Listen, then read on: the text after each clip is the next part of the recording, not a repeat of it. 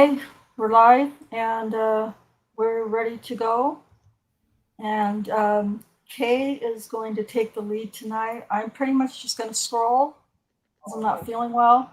So I'm going to put Kay in charge of reading and pausing to discuss and all that stuff. So I want to welcome everybody in the chat and on the panel. I hope everybody had a wonderful New Year's celebration. And just looking forward to putting out more of this content throughout this new year. So thank you everyone for being here, and thank you, Kay, for taking the lead today and helping us out. All right. Anyone on the panel have anything to say? I do. Raise his hand. Raising hand. Okay. I'm not still having mixed drinks, so I'll change my profile. I'll change my profile picture. Number 2, I'm going to send this bottle over to Rhonda so she can, feel a lot better. She needs it. Living better through chemistry. That sounds good. Welcome everyone in the chat to Allie, Sheila Hawkins, JD. JD. All right. This is a long one tonight. So this is Jannie Ligons' trial testimony. Okay. For some reason, I'm missing the file. Why do I not have the file? It's on the 31st in the Holtzclaw readers chat. Oh, okay. Duh. So I'm going to read Galen Giger's part. Jack is going to read Scott Adams.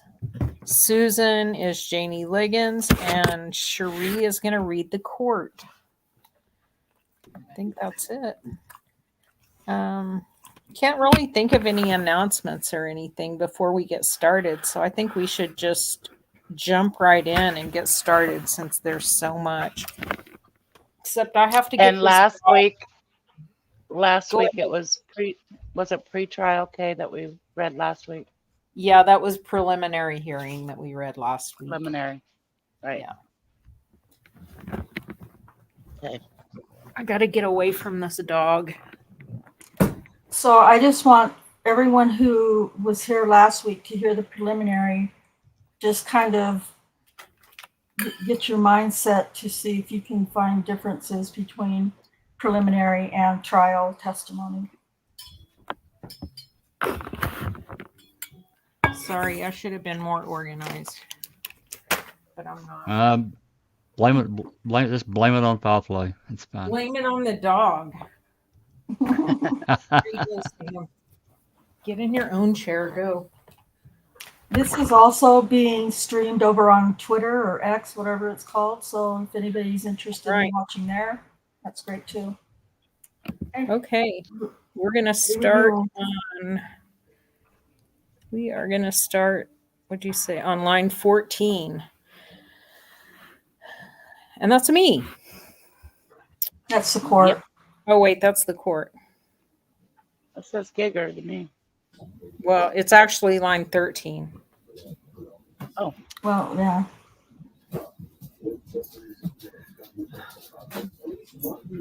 All right, thank you.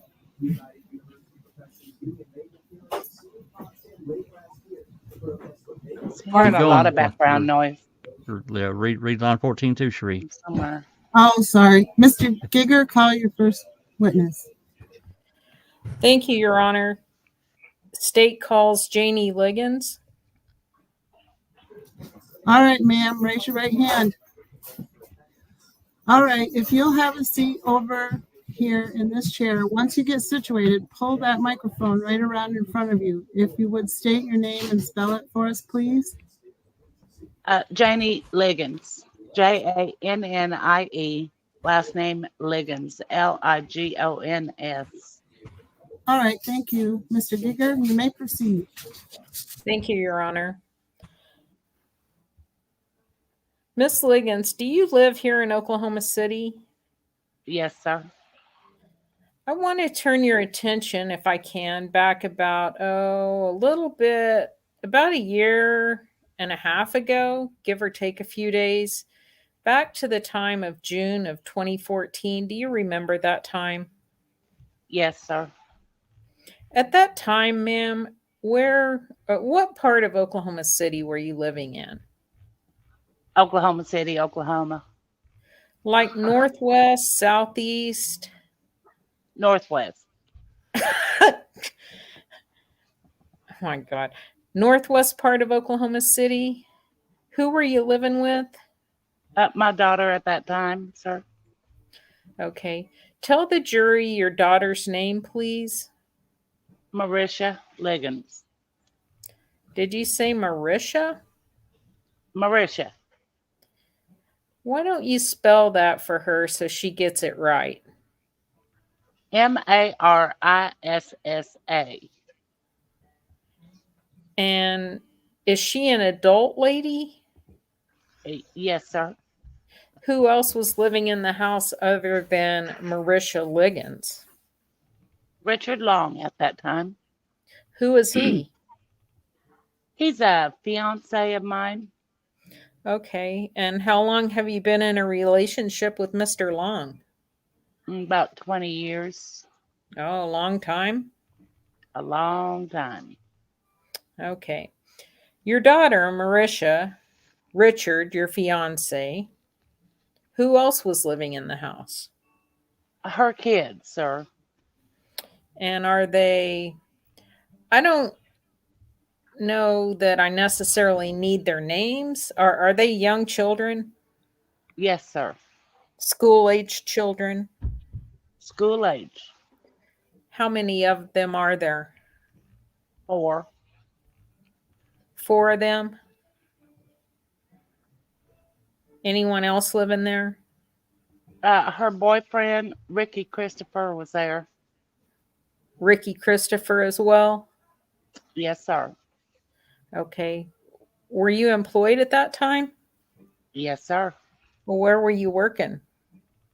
Caring Hearts. Caring Hearts? Yes, sir. What's that? It's a daycare facility. All right. What hours did you work? I work basically from, well, it depends, like 7:30 to 5-ish most evenings. Most evenings, Uh-huh. 5 in the evening. Yeah, 5 basically. So you work days. Days. Did your fiance, Mr. Long, have a job at that time? Yes, sir. What was he doing? He was employed at Chesapeake. What did he do at Chesapeake? He was a chef. Worked in food service? Yes, sir. The food service. Do you recall his shift, or did he have a normal shift that he worked? He had a normal shift. What was that, if you recall? Between 4:30 or 5 in the morning. And he'd go in very early then? Yes, sir. 4:30 to 5? Yes, sir. What about your daughter, Marisha? Was she working at that? Not at that point in time. And if I understood you, it was actually her house. Correct. But all of you were sort of there together then? Correct. Do you know an individual named Cole McCurtis? Excuse me? Cole McCurtis. Do you know an individual by that name? Yes, sir. How do you know that gentleman? He's a friend of mine. How long have you known him? About 7 years at the most. A while. Uh-huh. Can you sort of describe that friendship? What do you guys spend time together? No, we just play dominoes and cards together. That's the kind of time we spend together, sir. What's does he work, or what's his story? He gets SSI. He's disabled? Disabled. Where does he live? He live on 46 and Terry. 46th and Terry? Correct. Is that in the northeast part of Oklahoma City? Yes, sir. All right. Ma'am, are you familiar with what's called the Spring Lake Division of Oklahoma City? Yes, sir. Basically the northeast side, is that right? Right. I want to turn your attention back again to that time period of June of 2014. Was it something, did you have the occasion during that time period to go over to Mr. McCurtis's house and play, as you said, cards and dominoes, things like that? Yes. How often did you do that? It depends. Sometimes once a week, twice, maybe once every other week, 2 or 3 times a month. It depends. Not every day. Not every day? No. But it sounds, if I understand, it was a regular thing for you to go over there. Play cards and dominoes, yeah. Did your fiance, Mr. Long, have any issues with you going over there and doing that? Oh, no. Sometimes he'd take himself. No, not at all. Sometimes he'd take you himself? Wasn't a romantic deal then? Oh, no. Okay. But you'd go over, and I assume, do you like to play cards and dominoes? Yes, sir, I do. A lot.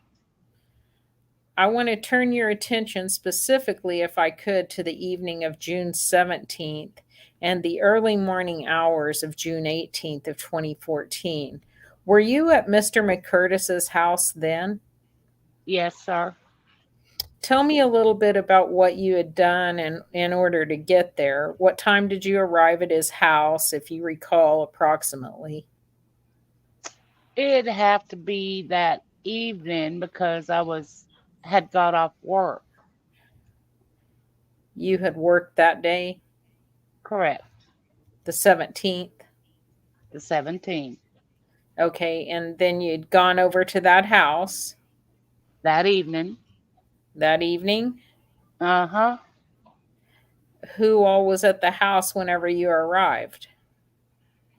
It was Mac and Diane was at that house at that time.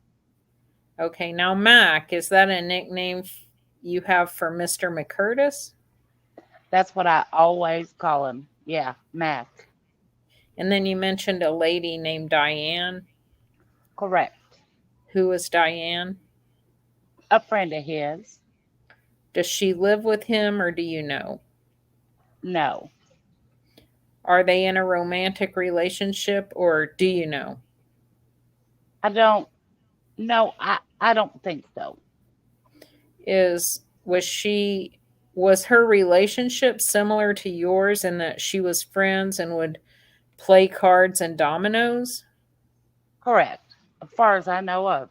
Yes, sir. That's what you knew of? Uh-huh. So you arrived there in the evening. Tell the jury a little bit about what you did when you got to his house. When I got to his house, start playing cards and dominoes. Basically laughing and talking. Regular evening. Regular evening. Do you drink, ma'am? No, sir. Had you drunk that night? No, sir. Not your thing? That's not my thing. All right. How about Mr. McCurtis or Diane? Were they drinking that night, or do you remember? I don't think so. I'm not saying he doesn't drink, but I don't think he was drinking that night. What about drugs? No. Anything like that? No. As far as drug, Diane had a little piece of a joint, excuse me, and I looked at it. She asked me, did I want to hit off this joint? Really, I didn't, but I did anyway, just once, and that was it. joint, you mean marijuana? Yeah, marijuana. So when you get there, your memory is Diane had some marijuana. Well, I mean, yes, I guess a joint of marijuana. A marijuana cigarette? Oh my Yeah, God. marijuana cigarette is what she had. Oh my God. Freaking Giger, man. He's too Like she much. had a roach, what she first said. Giger doesn't know about a roach. Right. Right. He needs to ask his boys.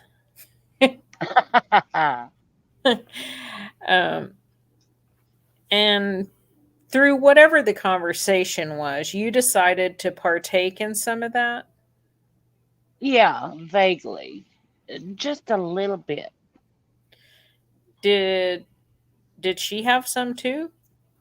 I assume so, she did. Well, I mean, who lit it? Give me a break. Right. So full of shit. I just magically lit like roaches do. Right. And she did. Okay, what about Mac? No. Do you know if Mac even knew that you two ladies were doing that? He probably didn't. I think it was briefly. Where did you smoke it? In the house? Outside the house? Oh, in the house. Then Mac knew. I was gonna say I don't think you Yeah. light up a joint in the house and people in the house don't know it. Anyway, in the house, okay. Did you get high? No. I Have did you ever not been- inhale. Have you ever been high before that day? No. Oh my God! Come on. Come on, man. She doesn't drink and she's never been high before this day. Right. She took And one that's- hit that day. Just so happened. And that's the truth. Except coming up. Oh God, Yeah. okay. Line 13. Earlier in your life, No. have you gotten high? Well, earlier when I was young. So you just you know, said no. You just said no. I'm sorry. Go ahead. but Yeah. she's directable. She's Right. Yeah. coachable here. So you know what it's like to do that, Yeah. but you didn't. Nope. Is that something you do regularly, ma'am? Oh no, sir. No. To smoke marijuana? No. I don't. God. Can you explain to the jury at all why that night you decided to go ahead and take some? I don't. We just sitting there playing cards and dominoes. They play them at the same time. And Yep. she pulled out this cigarette of marijuana. And I guess she was smoking it. And she asked if I wanted some. And I said no.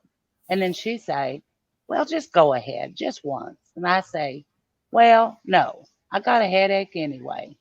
I say, I don't want to hit that. But then I say, okay, give it here. And I did that once and gave it back to her, and that was it. People who don't smoke marijuana aren't going to use the term "I don't want to hit that." I was thinking That's the same thing. I mean, So give was me I. a break. That's not going to be in your vocabulary. But That's right. whatever, Should just say, Janie. I don't want any and move on, but I don't want to hit that. Come on. Man, I think Giger really didn't do himself any favors going down this line with the. No. Yeah.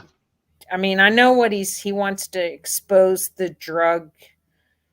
any drug possibility before Scott Adams does it, but it's just so ridiculous that we'd be talking about spending so much time at a trial talking about if someone took one hit off of a joint.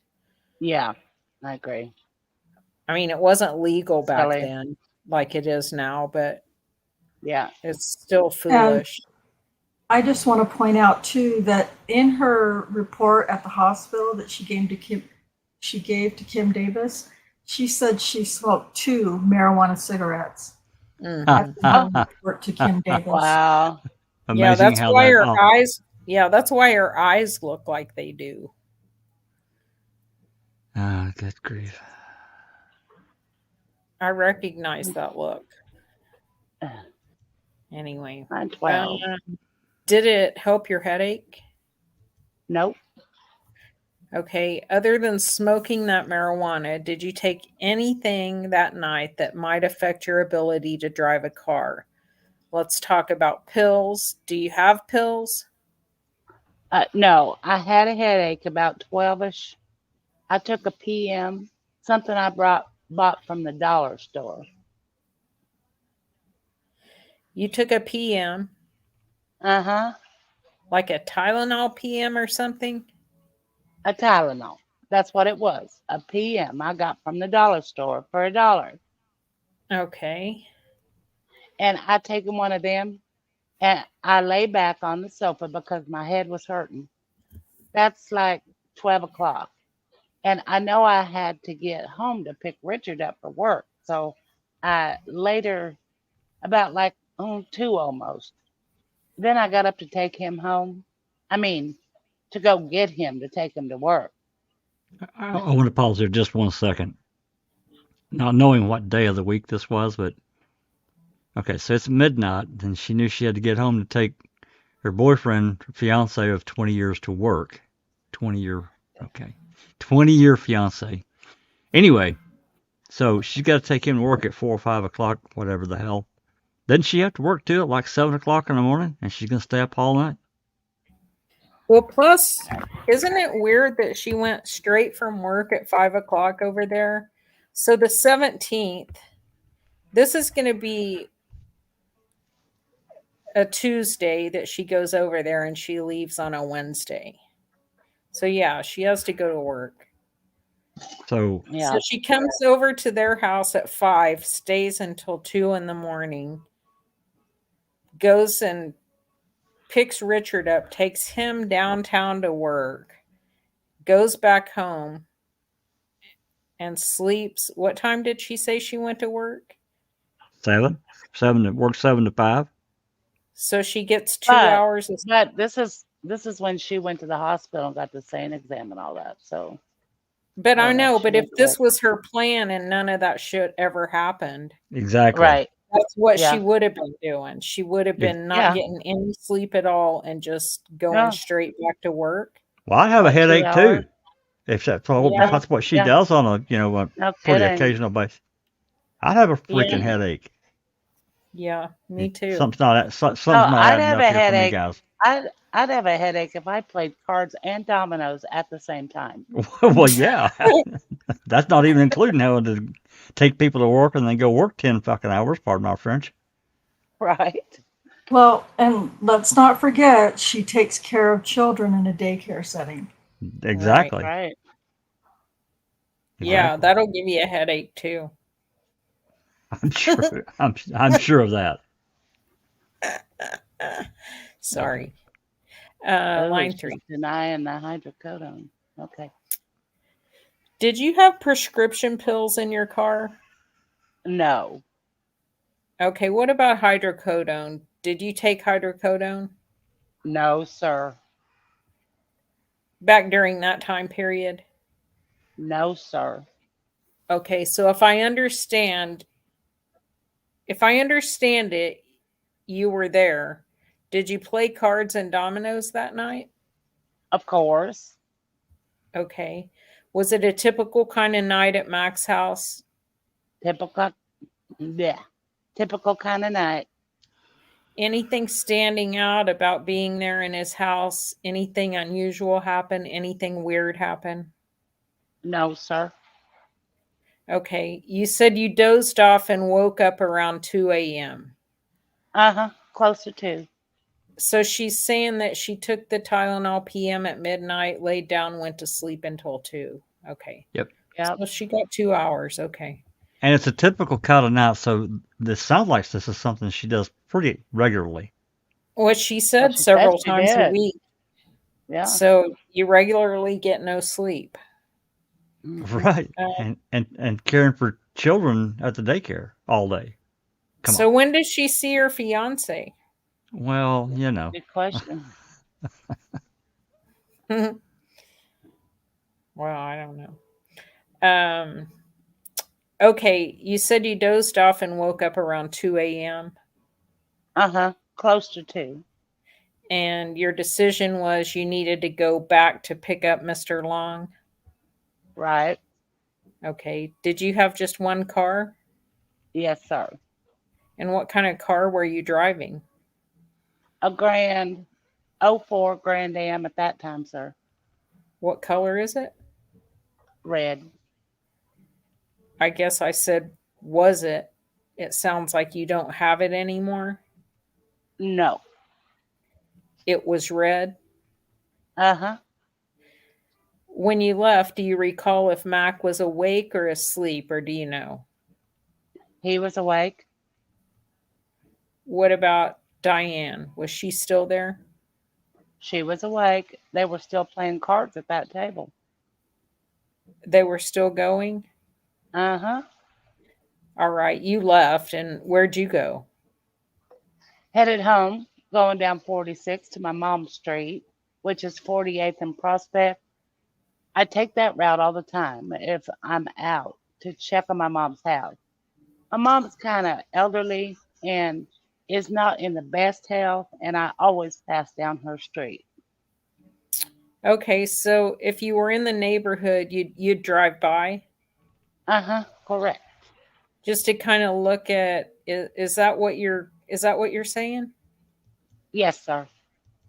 Okay, did you stop or go in? Mom's house? Yes, ma'am. No, I just kept going. Okay, Okay, that's so you weird. That's I remember this from before you guys talking about it. This is just really strange to me. Make sure it didn't burn down. Well, this specific line of questioning because my mom's kind of elderly, not the best of health. So clearly, if she's going over there, unless she's going from somewhere else, she's going to go that way as well. So why not stop in and see mom for a minute if it's of that Before you concern? go play cards and Yeah, dominoes at yeah, the same yeah. time. Half the night, right? That's just I don't know. It's just strange to me. Again, It is in kind of weird. you Yeah. using this in this line of questioning, I find it strange. Anyway, I apologize. you'd think she'd go there at 5 and then go play dominoes, Yes. Yep, that's Yeah. right.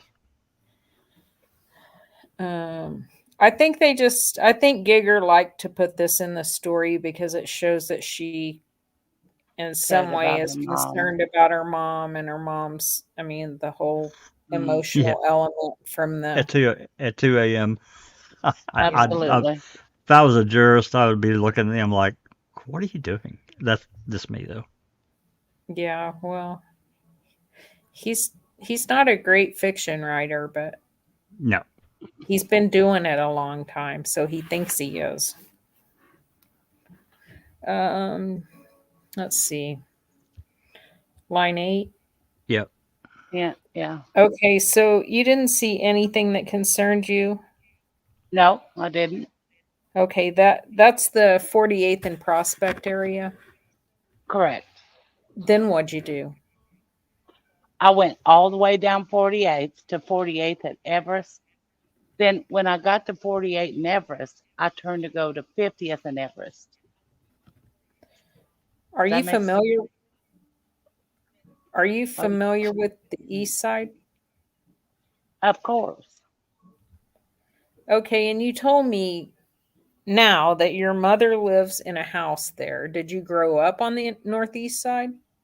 I did. Oh, you did. So you know about these streets and you know about the neighborhood. Correct. How long did you live on the northeast side before you moved over to the northwest side? You told me you grew up there. I A moved off the reminder. northeast side. Oh my Yeah. God. I moved off of the northeast side. Then I moved north. Then I moved back northeast.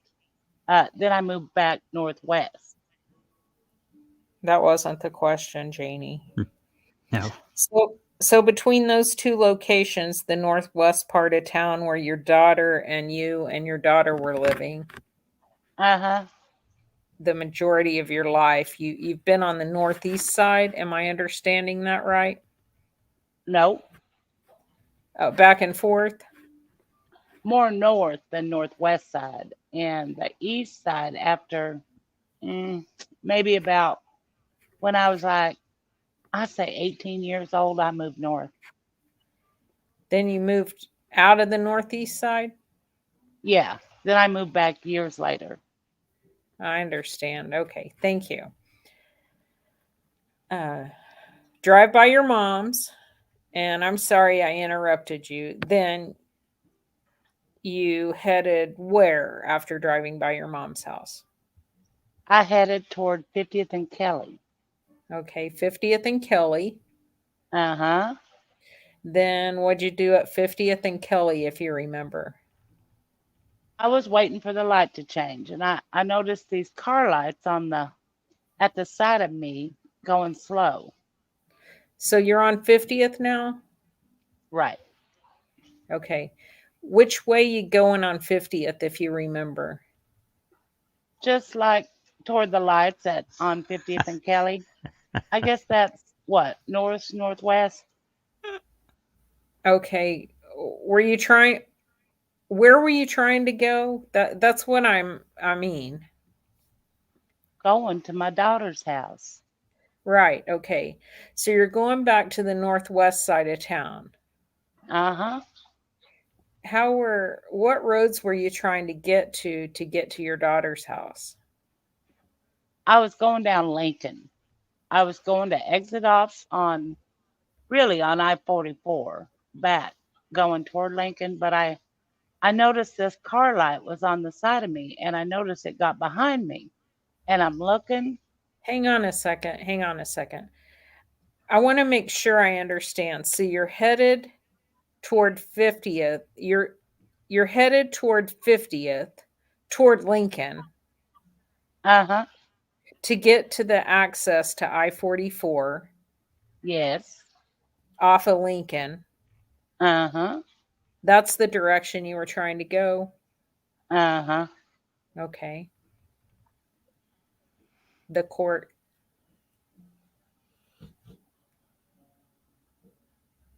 On 6. Ma'am, could I get you to answer verbally instead of just so we can make sure the record's clear as to what you're saying. Okay. Thank you. It's about 2 a.m. or a little after 2 a.m. Yes, sir. Is there a lot of traffic on the street or not? It's not. Now, you've talked about another car. So tell me where are you, if you remember, when you first noticed this other vehicle that you're telling me about? Like passing 50th and Kelly at the lights. Okay, so going west on 50th, past Kelly, heading toward Lincoln. Am I understanding right? Correct. Okay. Tell me what that car does. What do you remember about it? First, I noticed it on the side of me, and then it got behind me. Okay, when you say he's on the side of you, which lane are you in? Are you in the lane closest to the curb? The curb. Or in the middle lane? The curb. Okay. So when he comes beside you, he's coming up on your side, the driver's side of your car. Right. Does he come up all the way beside you where you can see him? Or what do you remember about that? No. He came up to where he could see me. He came up beside me. And then he got behind me. When he stopped me in the car, he got behind me. So he could see her. So he could see her, but she couldn't see him. Am I understanding this around the corner vision that Daniel's got? That's interesting. Well, it's also interesting how tinted the windows were that Daniel wasn't seeing shit. Oh, Right. and her and that Grand Am, yeah. Yeah. They want to say he profiled her by coming up Mhm. beside her, but those windows are so tinted that he couldn't. There's he couldn't even know how many people were in the car, much less what color they were, or race, what gender. Mhm. At some point, did you notice it was a police car? Yes, I knew it was a police car When did you notice it was a police car? when I saw those letters on the side that say police, big white letters, sir. Was that whenever he was beside you? I could tell. Okay. And then you notice then a police car is now pulling in behind you. Correct. What are you thinking? I didn't know what to think because I was just driving. I just thought it was the police just getting behind me. Did you get nervous? Not really. But if a police get behind me, I got a little nervous. That's just natural. You just said you didn't. You're just paying attention. He's back there. Right. Did you swerve, ma'am? No, I did not. Were you intoxicated? Not at all, sir. Well, what happened next? He got when he got behind me as I passed the lights was red on Lincoln. And when I got ready to take off on the lights, when it changed green, he pulled his he turned his lights on and then I pulled over.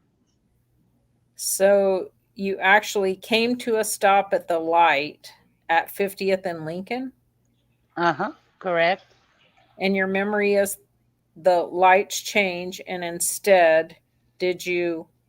Why didn't you turn onto Lincoln and go on north to go toward I-44? Why'd you? I really don't know. Just I guess because he got behind me and I just kept straight. Oh my God! Now what the hell's going on here? Yeah, that makes Because no sense. she's absolutely just changed her story and no red flags at all. That's a huge red flag for me. That Go ahead. makes no sense. No, it doesn't. Okay, but are you actually in that intersection then when the lights come on, the police lights? Are you, or are you past the intersection, or do you remember? I was like on a just about the end of the intersection, sir. Okay, so you've gone through Yes, the intersection of Lincoln and you remember the lights coming on? correct. What'd you do? I pulled over, sir, and stopped. Tell me what happened. And then I could, when he pulled behind me and he got out of his car and came to my car. And that's when I opened up my car door because my window don't let down the driver's side. So I had to open up my car door. The driver's window won't roll down. No, sir. So you open the door. What happens? And he came to my car and he said, I stopped you because I see you were swerving. I say, swerving? I said, no, sir. I said, I wasn't swerving. Were you rude to him? Excuse me? Were you rude to him? Not at all. Okay. When you say the way you just said it to me was, no, sir, I wasn't swerving. Is that the word you used? Yes, sir. Why don't you testify for him? Don't you get in the box, Gigger, asshole? He is. Mm-hmm. Okay. What, if anything, did he respond, and what happened next? He told me when well, when he looked in the car, he saw that cup there. He say, what is that you're drinking? I say, that's Kool-Aid, sir. I say, you can taste it if you want to. Oh my By this God. time, he asked me to get out of the car. I got out of the car and he told me to walk back to his car. I walked back to his car and he was walking. I was walking to his car. He was walking backwards. I remember him saying, was you nervous or was I nervous? And I'm like, no, sir, And so I walked back to his car. He asked me to put his hands on, or my hands on top of his car. All right, now hang on just a minute. I want to make sure I'm understanding where you're at. You've gone through the intersection of 50th. Jesus Uh-huh. Christ. And you stopped. Then are you still on the inside lane so that it'd be the north lane on 50th? Do you know what I mean? Are you still next to, you pull over next to the curb? Duh. At the curb, right?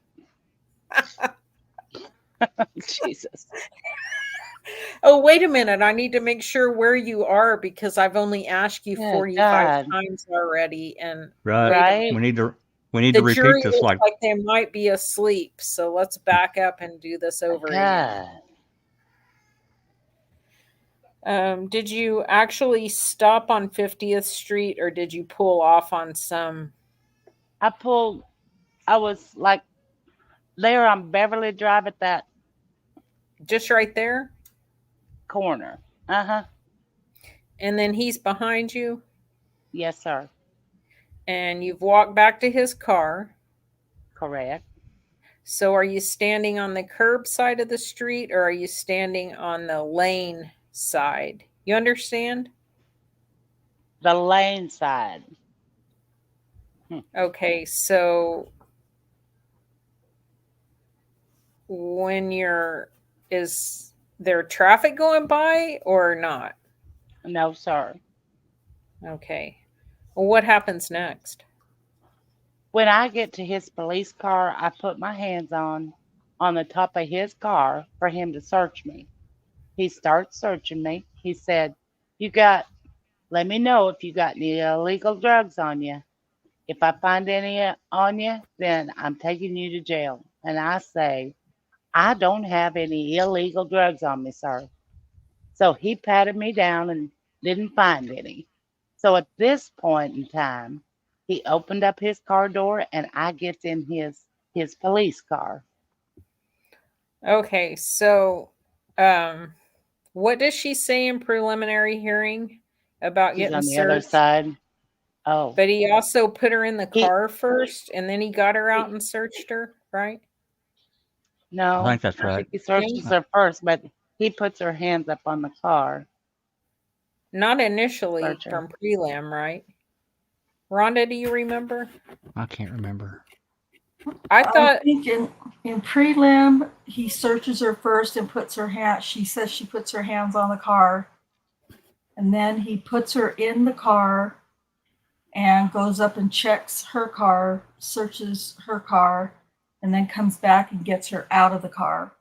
and makes her Yeah. do the Well- clasp and shake then? Yes. Didn't she do the bra inside the car or was she out? I can't recall. I think from prelim she was inside the car, but then in her story it seems like there's no indication of when she got out. She's still telling the story, but she fails to mention the part of when she stepped out of the car. She turned her legs. Yeah. Right. But she also said she was on the passenger side, on Right. the curb side. Now she's in the She- lane. Yeah. I don't think she knew what Giger was talking about. Yeah, I bet she's pretty freaking nervous. Mm-hmm. Can you Alex imagine? says he put her in the car first. Try to keep your goddamn lies straight. Right? No doubt. Yeah, Allie's right. What'd she say? Allie. She said, yes, he put her in the car first. And then we talked about who the hell put someone in the car without searching him first. Yeah. That's right. I thought I remembered that conversation. Yeah. Okay, so there's, these inconsistencies between preliminary testimony and trial testimony, let's see if Adams picks up on this one and crosses her on it. Put that on the list. Which side are Yeah. you on? Are you on the driver's side or the passenger side? Of his car, I was on the passenger side. The passenger. So you've made your way around. If you're still facing, are you still facing west? Okay. When I uh when I walked back from the street, I went over to the passenger side. Oh, that's new. Like at what that point mean? did that happen? I mean, Right? and good job, Gigger, bringing the passenger side back up since we're already in the Mhm. lane. Mhm. Oh my God. That's where he patted me down on the passenger side. You said something a moment ago about him having you place your hands on top of his car. Correct. Oh, Where wait. did Hang on. We switched roles. Oh, That was me. You said something a moment ago about him having you place your hands on top of his car. correct. I didn't even notice. Susan, Oh, you shit. been hitting that roach? Nope. You think so? What part of his car did you touch? The front part, back part? Where was it? I think the front part, sir. Like the hood of the car or back in the where the passenger where the doors are? Where the doors are, at the top. Okay, up at the top. Uh-huh. All right. Correct. And was he searching you whenever that happened? Is that or what? Why did he have you put your hands up there? So he could search me. And did he? Yes, sir. How did he search you? He just patted me down, sir. Okay, like your sides or how? My sides, yeah, and my pockets, and Okay, do you think he had done anything inappropriate at that point? no, sir. All right. He told you that if I find something on you, you're going to jail. Correct. That made you nervous or not? Nope. But those are his words. You're going to jail if I find something. For the fourth time. Yes. Yes. Okay. So he put you now in the back seat on the passenger side. Correct. Does he close you into the car? Like, are you all the way in, shut into it? Yes, sir. Okay. What happens at that point?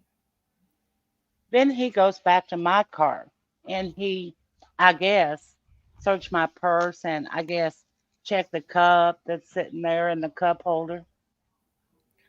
You're saying you guess. Can you see what he's doing? No, sir. Okay. You just know that but you saw him go back to your car. To my car. Could you tell if he got into your car? I could tell he got into my car. You could see that. I could see that. Okay. And when you said he's looking at your purse or looking at the cup, you're just assuming that's what he was doing? Yes, sir. Because things wasn't like the way they was when I got back in the car. So I know he went through my purse.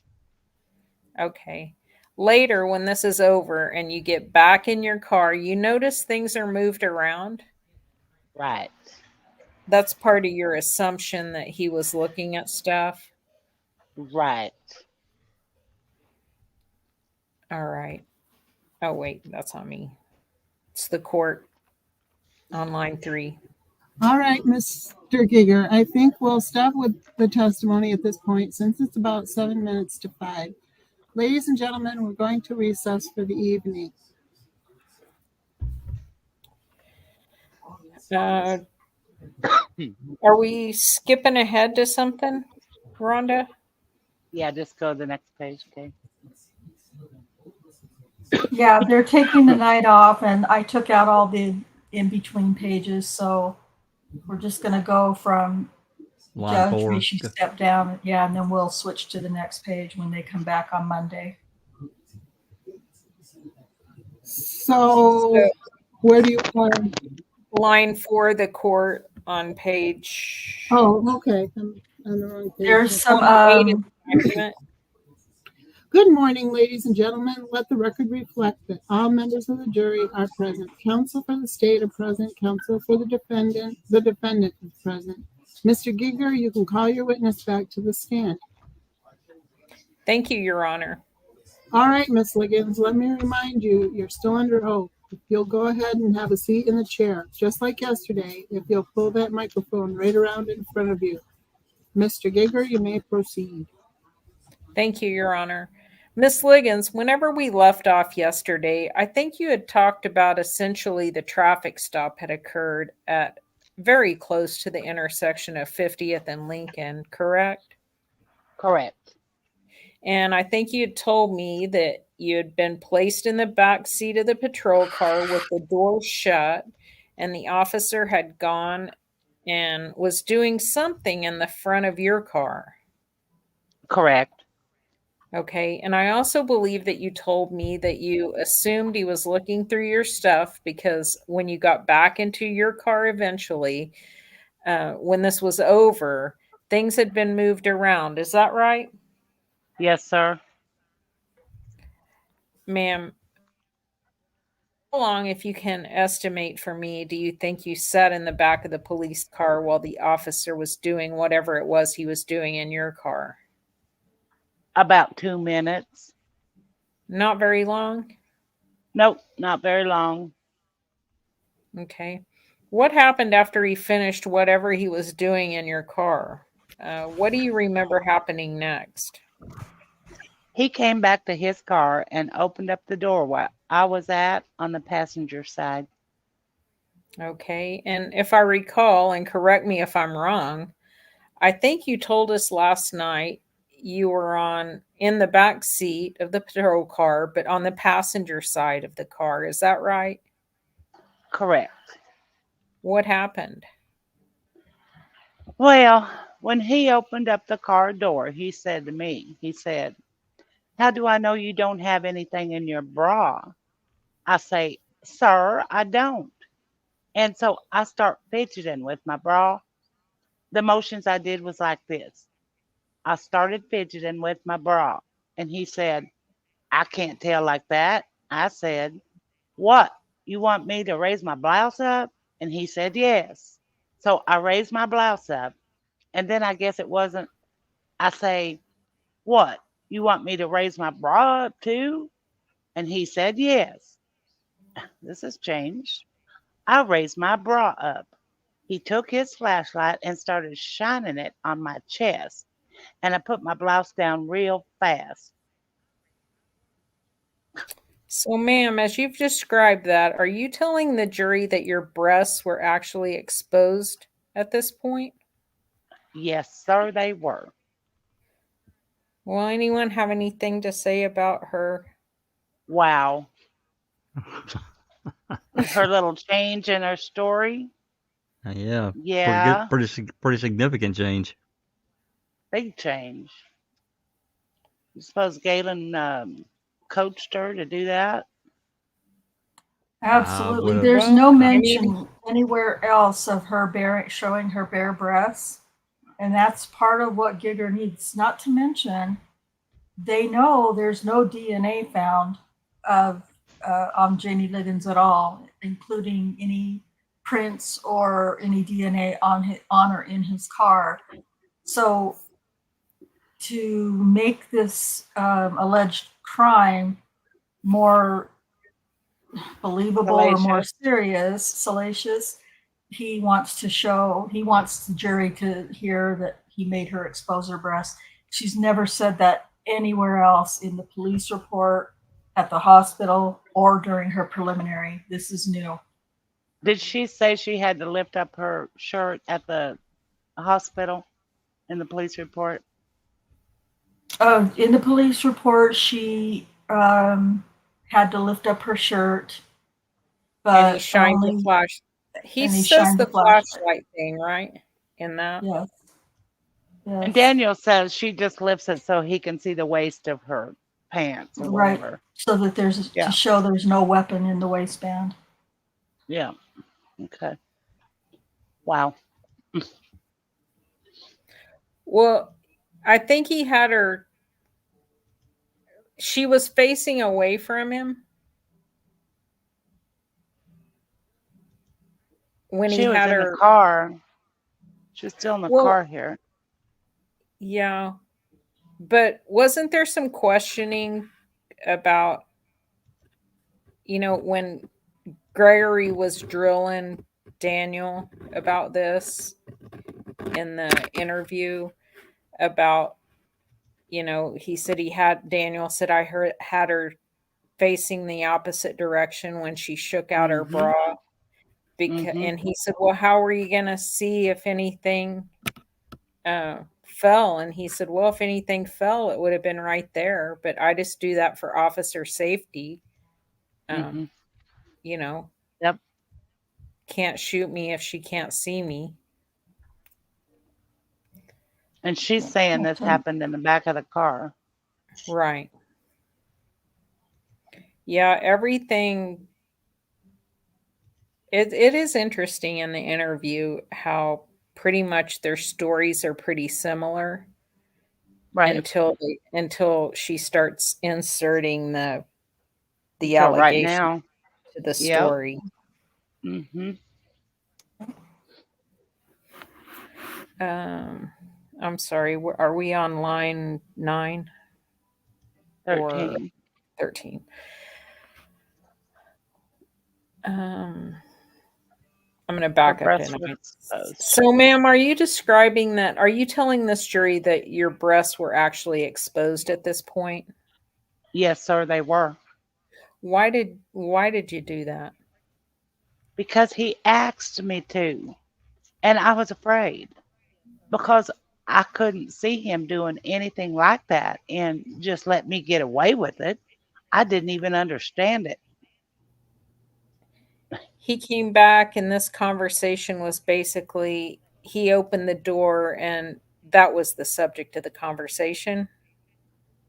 Yes. He say, how do I know you don't have any? And say, how do I know you don't have anything in your bra? And I demonstrated him that I didn't. And he said he couldn't tell like that. Then he wanted me to lift up my blouse. Did you? At first, did you just comply or did you protest in I think that's supposed to be anyway to him. Did you say I don't want to do that? Why don't you give her a bunch of multiple choices, Gigger? Yeah. No kidding. Which pick one of these? At that point, I didn't, sir. I just say, what, you want me to lift up my blouse? And he said, yes. I just lifted up. I was afraid for my life. I just did more what he add in. said. More add in. Mhm. Why were you afraid for your life? Because he was a police officer. And I don't know why he stopped me. And then he had that gun. I see so much innocent people getting killed for no reason. And I was There just you doing go. whatever he said. There it is. There it is right there. Mm-hmm. Yep, that's exactly right. I think she honestly was in fear for her life. I mean, as ridiculous as that sounds. Well, I I think mean, she when you're was. sitting home and you're watching TV and you're watching what's going on around the country, Yeah. and then you get pulled over, Yeah. In the middle of the night. Oh, god Yeah. dang it.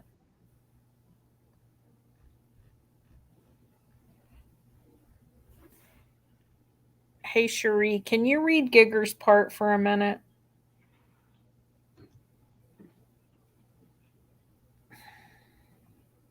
You want me to read Galen for a minute? Is that what Yeah. you said? And, Okay. and maybe Rhonda can read the court. I need to step away for a minute. I just got a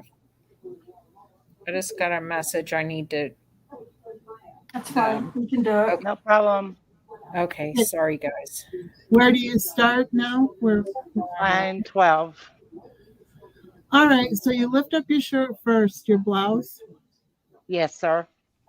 And after you lifted up your blouse, did you say, help me understand how you went from just lifting your blouse to then lifting your bra as well. Okay.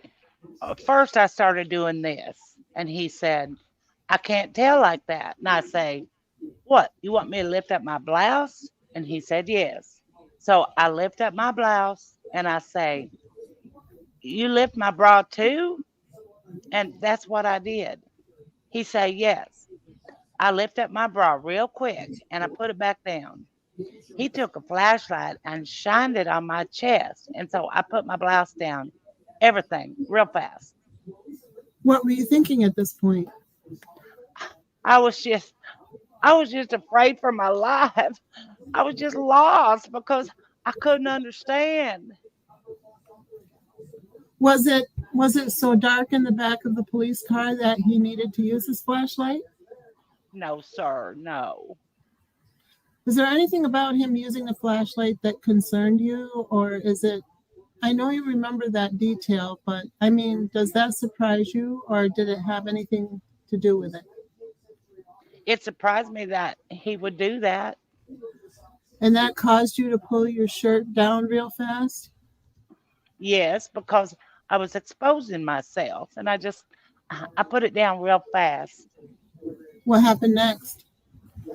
He said, how do I know you don't have anything in your pants? And I say, sir, I don't have anything in my pants. And I was like, feeling my pants. And he said he can't tell like that. And so, You said you started feeling your pants? yeah, like I didn't have nothing in my pockets or anything. Okay, so you're still sitting in the police car? Uh-huh. I'm still sitting there.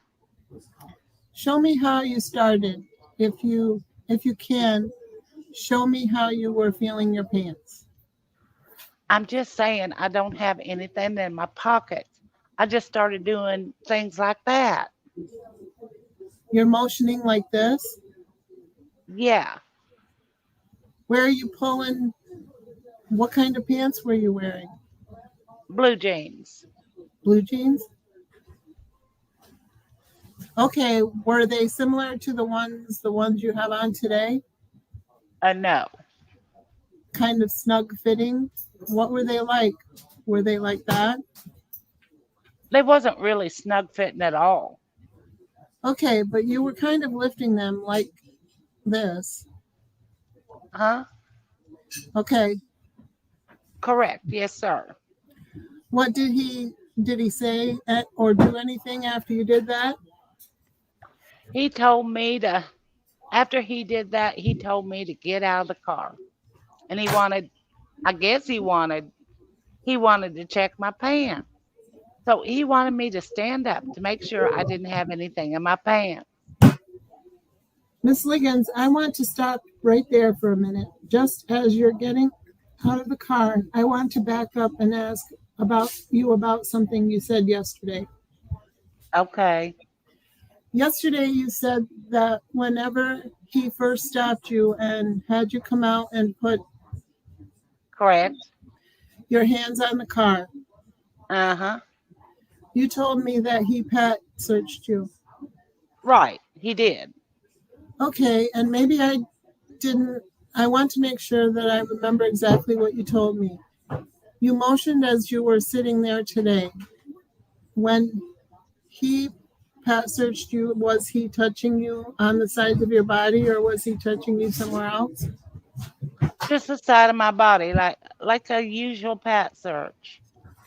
Okay, when he got down to your jeans, did he feel in the pocket area or not?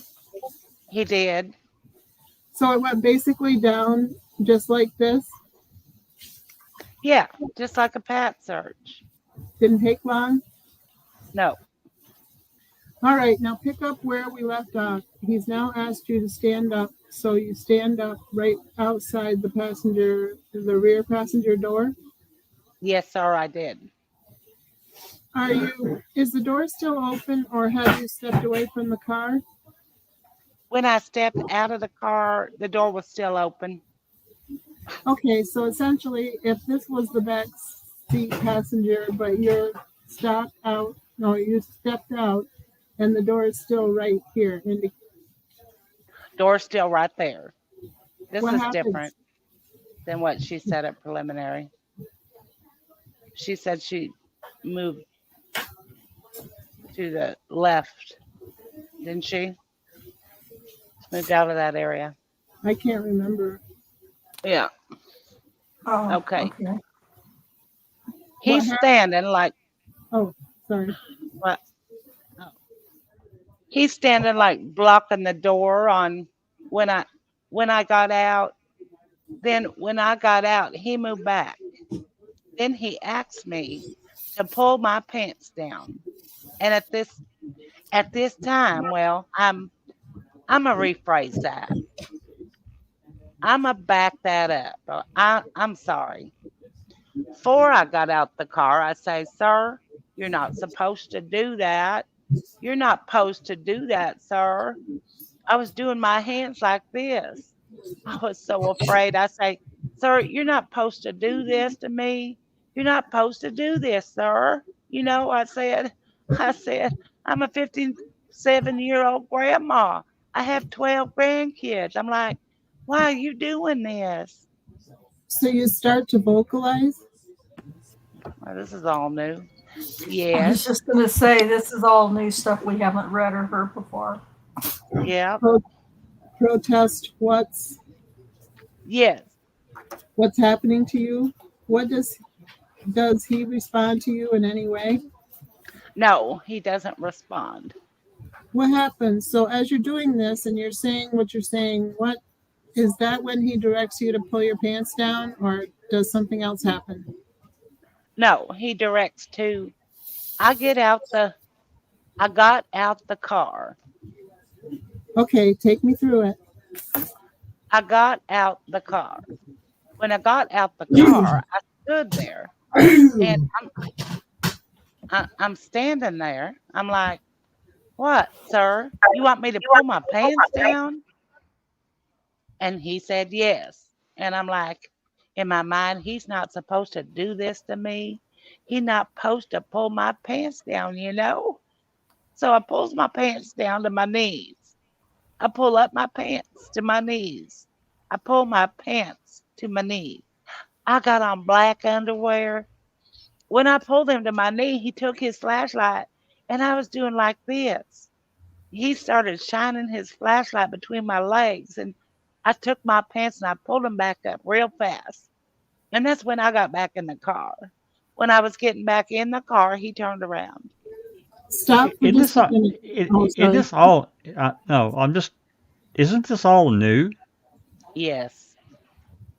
I mean, we Yeah. didn't hear So any of much this in more the embellished. Yeah. right. Okay, I just want to make sure. Jesus. Are you back, Kate? I am. Okay. Thank you. Line 23. Stop for just a minute. I don't mean to be embarrassing to you, but whenever you pulled your pants down, did you have to unsnap them or unzip them, or did they have a zipper? Yeah, I unsnapped him. So you went through that motion. Yeah, unfastened them. You pulled them down, Uh-huh. and you may have said it. You may have said it, ma'am, but you're talking pretty fast. I talk fast. I'm so sorry. No, if I didn't catch it, is what I mean. Okay, I Oh, mean, okay. is what I mean. Okay. Yeah, let's add When some you more to the story. Yeah. When you pulled your pants down, were you wearing underwear? Yeah, black ones, dumbass. Yes, sir. What? Can you describe the underwear for me?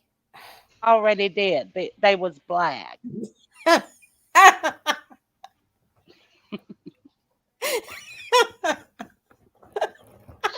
Sorry. I'm sorry.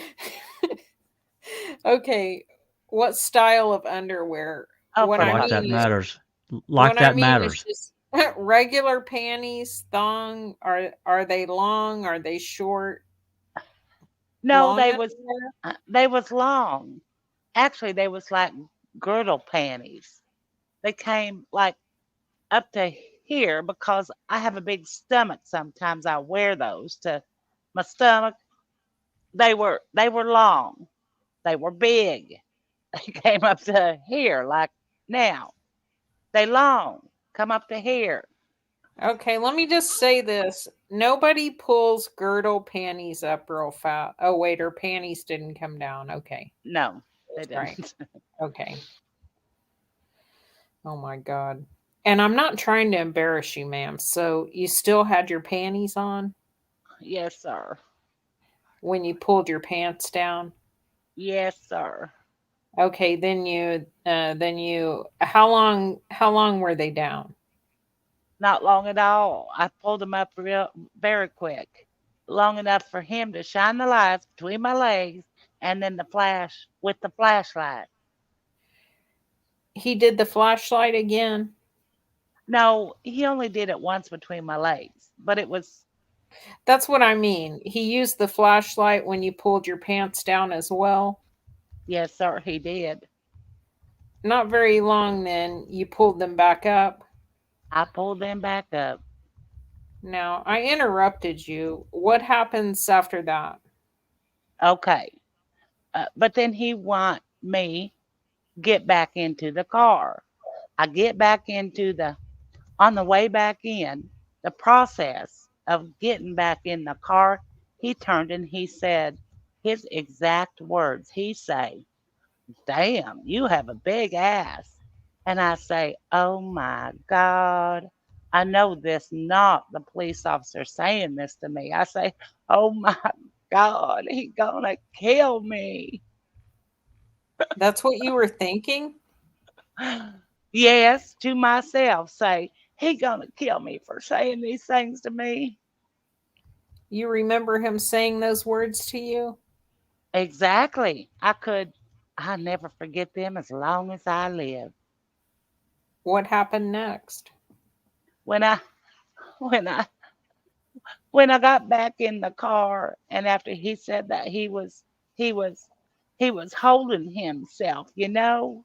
He was he was holding himself.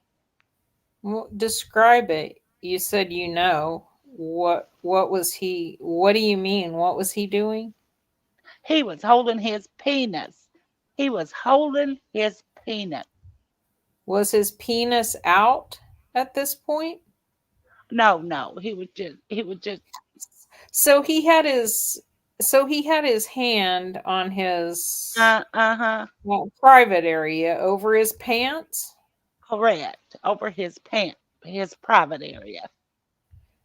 I don't know that I asked you, was he dressed in a police uniform? Of No, course. he's in a outfit. It was a clown suit, yeah. Yeah, Oh my of God. course. Okay, did he have a belt on Yes. like police have? Yes, sir. You mentioned a little earlier in your testimony that you saw the gun and that was one of the reasons you were in fear for your life.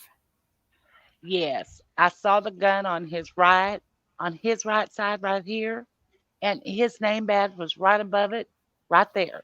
It was silver name badge, and his gun was right there. Did you That read makes his no name sense. badge? I That thought makes she no didn't sense. even look if he had a name badge or not because That's she Right? right. was so scared. You're right. Now she knows what color it is. Maybe it just looks silver with the lights, the way they shine on it. Yeah.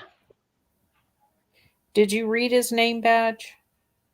No, I was afraid to look up at his name. I said, if I see his name, I say, he's sure gonna kill me if I know what his name is.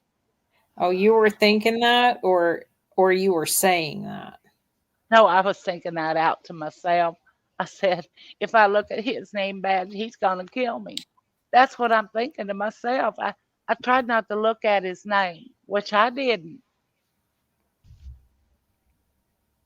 Miss Liggins, you said he put you back in the car after you had pulled your pants down.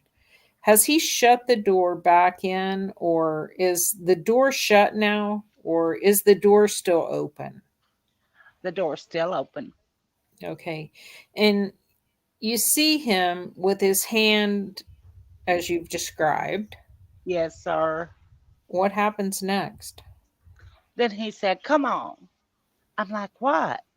At this point in time, he wanted me to, I guess, whatever you call it, he wanted me to give him some oral sex. So about this point, How do you know that? because he unzipped his pants and took it out. Yes. Oh, So at this point, you're sitting in the car. He's still standing outside the open door.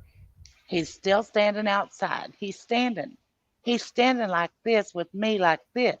And he's in front of me to where I can't get out of the car. He's in front of me.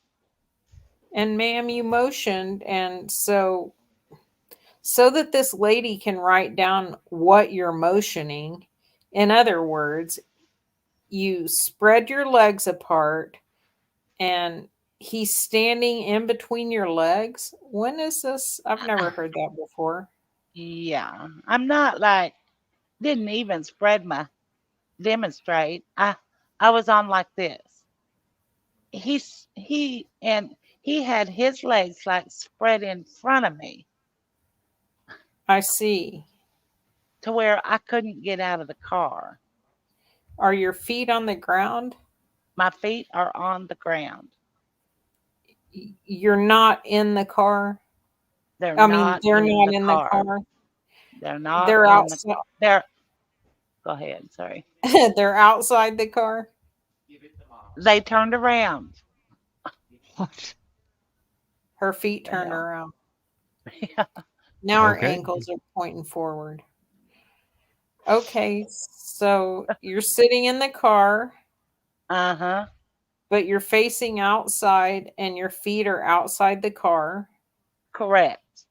He's right in front of you, He's right in front of me. straddling your legs with his legs. She's just said no. Yep. He's right in front of me. How did he expose his penis if you know? Gosh. He unzipped his pants and he took it out and say, come on. And I say, oh no, sir, please don't make me. I told him, please don't make me do that. I said, don't make me do that. I said, you're gonna shoot me. You're gonna kill me. He say, I'm not gonna shoot you. I say, you promise? He said, I promise. So at this point in time, a car passed by and it was like a gold SUV.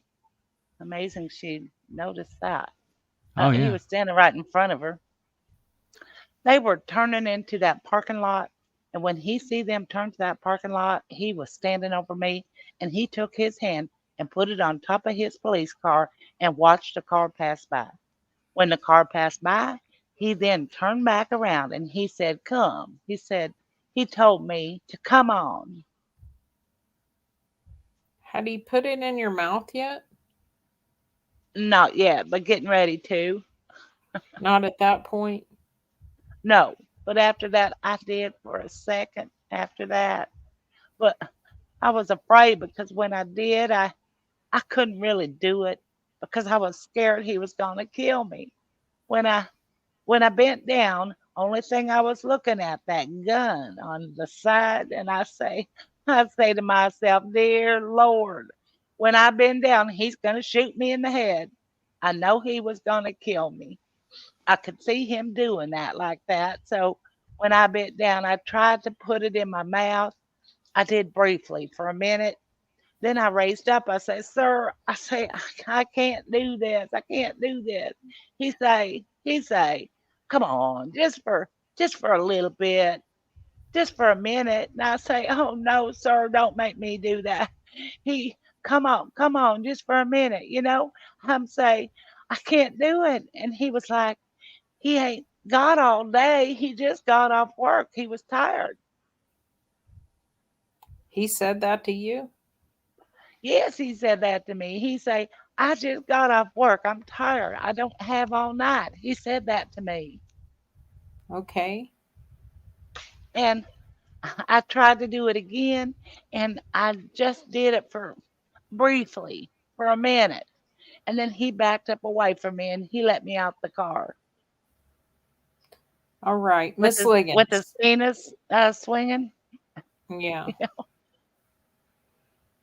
All right, Miss Liggins, I want to ask you a couple things about what you just told me, all right? Okay. You described that he exposed his penis to you by unzipping his pants. Yes, sir. Are you telling me that the gun belt and all stay on his that stay on and his penis just came out of the fly of his pants? Yes. He unzipped his, I don't know how he did it, but he unzipped his pants and he pulled out his penis and it was right there. And he tell me to come on. And so while you're doing this and your head is in that area of his body, Uh-huh. the gun that you've described is right there, It's right there. and that's you're seeing the gun as well. Yes, sir. I was looking at it. I was afraid because I'm bending down looking at the gun and he was going to shoot me with it. I was afraid for my life. Did you ever say to him those words, "You're going to shoot me," Yes. or something like that? Yes, sir. I said it more than one occasion. Yes. He say, "I'm not." What did he say in response? He say, "I'm not going to shoot you. I'm not going to shoot you. I promise." I say, "You promise?" He say, "I promise." That part matches Daniel's version of the story too. Uh-huh. And ma'am, you said it. You said it, but I want this record to be clear for a variety of reasons. Did his penis actually go inside your mouth? It did, sir. It went inside my mouth. He didn't ejaculate or nothing because twice. The first time it went inside my mouth was like briefly for a second. And I lift up real fast, say, "No, sir, I couldn't do that." And he said, "Come on, just a little bit." He got off work. He don't have all night. He just got off work. I tried for another few seconds. I just couldn't do it. I just say, "No, sir, I just can't do that." All right, 1 minute, please. After this back and forth about "I can't do it," what? After this, what is this? I can't get this phrasing. It makes sense. After this back and forth about "I can't do it," what you've already said, is it at that point that how does it come to an end exactly? He just kind of saw how afraid I was and begging for my life and just saw that I just wasn't the type of woman. I guess he thought I was that would do something like that too. Hey people, what's rape about? Is Power. it about Power. power? Power. Jannie Ligons had the power in this situation? Is that what she's Uh-huh. just testifying Yep. to? Yep. Yeah. All she had to do was say, I can't do this, and her rapist said, okay, you can go. Yep. He just saw she wasn't that Yep. type of woman. I guess he thought. Okay. Hang on. Don't speculate as to what he's thinking. Okay. Because I don't know what he's thinking. Just tell me how it came to an end. Okay. How it came to an end. He backed up.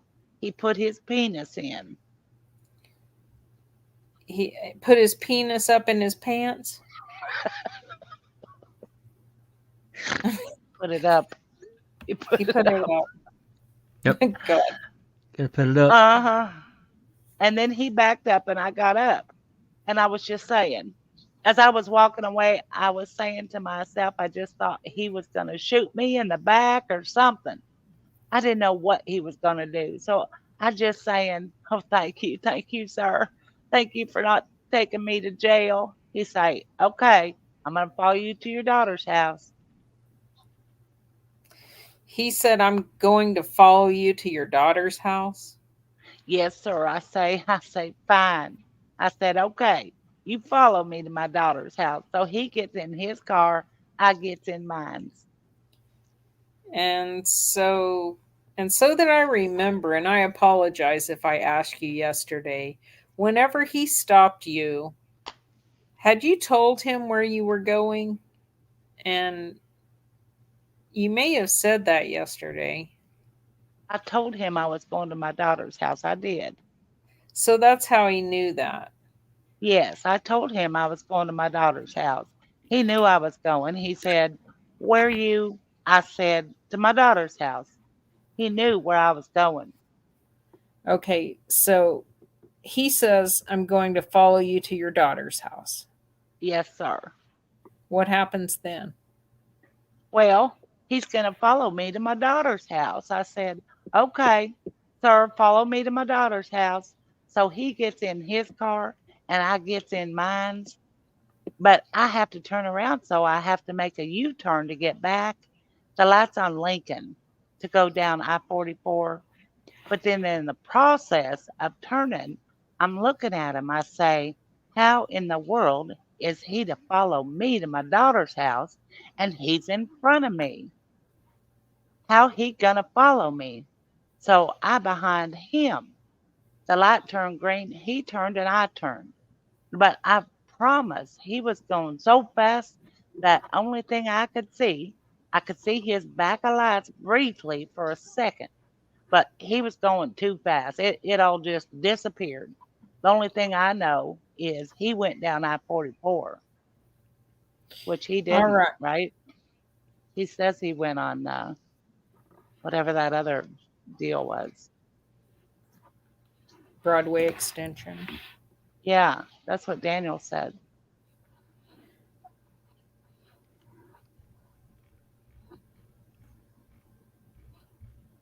Anyway. Well, I'm just thinking if the Broadway extension turns into that. I need to look at a map. That's Rhonda's job, maps. Uh-huh. I'll have to check it out. All right. I'm pretty sure that's what Daniel said, that he went on the Broadway extension. Yeah, he did. All right. And Miss Ligons, I don't know if people are familiar with the intersection that you're talking about. Yesterday, you described how the traffic stop occurred. You were headed west on 50th Street. Uh-huh, correct. And after you went through the intersection is where you pulled over. Do you remember saying that? Yes, sir. Is that still accurate? That's accurate. Why would it be inaccurate now? What? Okay, after this event is over, you've now told me that you did a U-turn to go back to 50th. She never said U-turn. Yes, she just did. He turned and I turned. She just said. Oh, she said U-turn?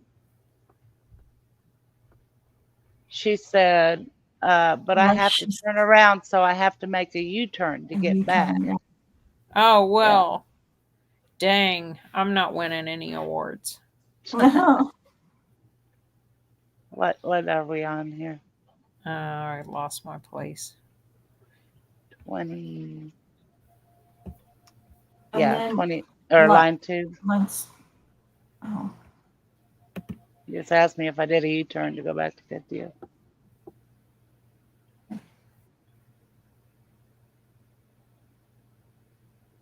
All yeah, right. Okay. Okay, Yeah. after this event is over, you've told me that you did a U-turn to go back to 50th? Yeah, because I had to turn around. Okay, and did he turn around as well? He turned around before me. Okay, so he ended up in front of you because you both did a U-turn, Correct. and then the light you've talked about is the light still at that same intersection? On Lincoln. for But now fuck's go. sake, What was the it gonna fuck is move? Was the fucking no? light gonna move? Come on, Exactly. They man. moved Right. the stoplight, Jesus. but now you're going east on. You're going east on 50th through. Correct. Okay, light changes, and then you go. Both of you go north on Lincoln. To What? I-44. What No, is they the turn light there, right? changes thing? Like he was gone so fast. They didn't stop for a light to change, right? Yeah, this is new, isn't it? What is this about? Stop at the light. He's in front of her. Don't they have to make a left to get on the I-44 there? They would not. They Yeah. would now. No. Mm-hmm. They had to make a left to get to the interchange. And they did. But he says they go north on Lincoln to I-44. We It doesn't need to matter. look at a map. I'll have to pull up the freaking video of the traffic stop. Yeah. 'Cause that's Okay. Okay, light changes and then you go. Both of you go north on Lincoln To I-44. to the access to Interstate 44. Correct. Okay. After you lost sight of the police car, what did you do? I was looking for my phone. My phone was sitting in the center. I was going to call my daughter. I started looking. I was so scared. I thought my phone. I thought he had taken it. Miss Ligons, why were you going to call your daughter and not call 911? At that point in time, I have no idea. That's the first thing popped in my head was to call my daughter on the phone, tell her what happened because I was going to her house. I just thought to call her. I know why she wouldn't call 911 because she was driving illegally and she didn't want Yep. another Right. cop Hell checking no. on her. Maybe Buster for no driver's you- license No driver's Right. license. and hydrocodone or whatever she had. Yeah. And she smoked 2 joints. Mm-hmm. Did you find your phone? After, yes, I thought he had taken it, but then I started feeling for it. I reached up under my seat in the car. It was up under me. I was sitting on it. Wonder if she was swerving again. Yeah. Actually, she finds her phone before they take off. That's why Daniel left Oh, and that's what didn't took her. follow her because he's waiting for her for not very long. I mean, Yeah, it not wasn't even a very long. minute, I don't even think. But, Yeah. He gets in the car. She's He's already ready to in the go. car. Yeah, he wants her to take off, and she's not going. She's not going. She's not going because she's looking for her phone. He says, "Screw it, And I'm so going he home." says, screw it, and he goes home, and then she pulls Mhm. out right behind him. So I believe she had her phone already. Yeah. Yeah. Is it line 10? Yes. Okay, you had mentioned yesterday that you assumed that he looked through your car. Is that one of the reasons you assumed that? Because was your phone not where you left it? No, the papers and my things in my purse was disturbed. There wasn't as is when I left out the car. No, When you got out of the car at the traffic stop, do you remember where you believe you had left your phone? I know where I left my phone, sir. Where was it? In the cup holder right in the center, next to the cup right there. It was sitting right there in the center where I always leave it. So the cup where the Kool-Aid is Uh-huh. and another cup holder. Correct. Yes. And when you found it, where was it? Up under the seat. Well, it was in the seat. I didn't know it. I sit on it until I started feeling for it, and then I raised up because I didn't see it, and I felt up under me, and I was sitting on it. Did you call your daughter? No, Well, why not? I just drove straight to her house. All right. When you got there at the house, what did you do? Oh gosh, I was so frantic. I was just screaming. I was hollering. She was in bed sleeping, and also her kids. She jumped up, say, "Mama, what's wrong?" I said, Was Mr. Long there as well? he was there.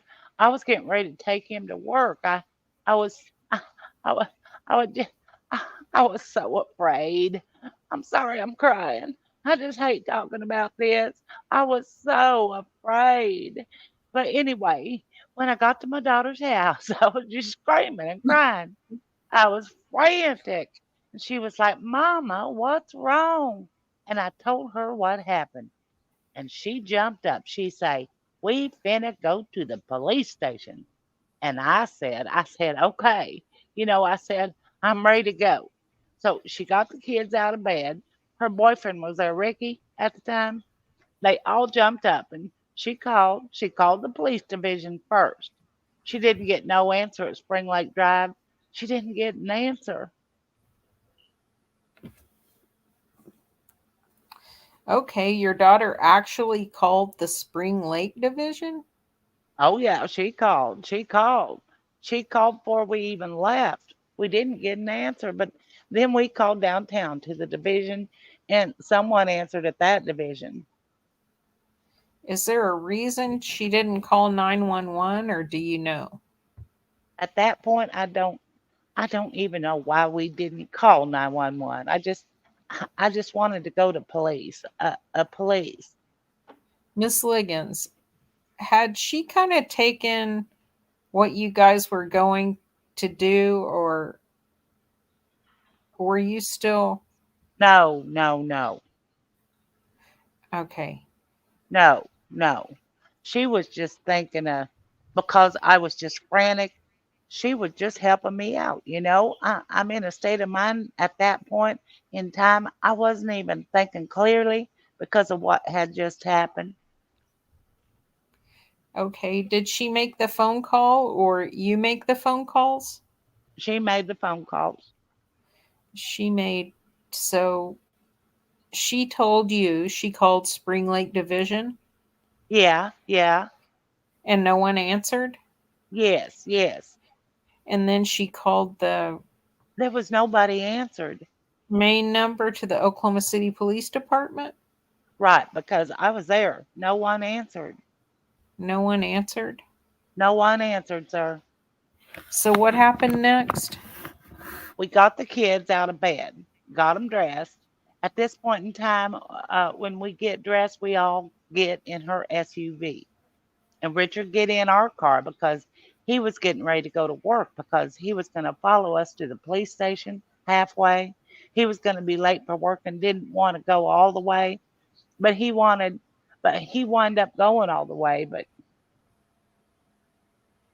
Where'd you go? we went to the Spring Lake Police Division Why'd you go there? to tell them what happened. That's just where you thought you should go? Yeah, that's where I thought I should go. I didn't. So you went back over to the east side? I went back to the east side, correct.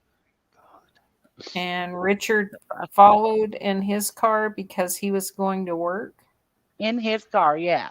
He was following us in his car. And his car is the red Grand Am. Correct. Now, Okay. actually, wasn't it a couple hours later they went Well, to the here, police? that's what I'm saying is there's a big, so she drives straight home. She tells Marissa jumps out of bed, says, "We're going to the police," calls the police station, gets the Right. kids, gets dressed, and they head out. Really, this doesn't, and she's saying that Richard's going to be late for work. It's like 3:00. Yeah. Richard doesn't go to work until 4:30 or 5. Well, So her what stop really was at happened is got to get their story straight first for a her couple stop was hours. just after 2, right? Yep. Yeah, And it lasted 15 minutes, something like that. Yep. right. So Yep. she I had don't to be know. home before 3, I'm guessing. Yeah, I'm that's guessing what no Got I later home was. than by 2:30. 2:30, 2:40. Yeah. Yeah. Plus, I say, yeah, I say if you give her between 2:45 and 3, Plenty of time. 3 is at the a latest. lot of time to get there. Stretching it. Yeah. Yeah. Well, Plus, just now, wait. now they've got 4 kids, 3 adults, or 3 adults, I guess. Why So the hell didn't they just call 911? Have somebody come to Right. them? Right, exactly. She's left out the part, right, where they called the relative. Relative. The- Yeah. Yep, that whole And part got Once left out. again. Hmm. And just wait until, I think we're actually, not tonight, but I think we're actually going to read Richard Long's testimony and Marisha's, because you're going to see some huge discrepancies in Oh, what wow. both of them say. So I might try to sneak that in sometime over the weekend or something, because it's very, very important to this that we read that. So Yeah, none of their stories line up. not at all. Richard's is the most outrageous. Line 7.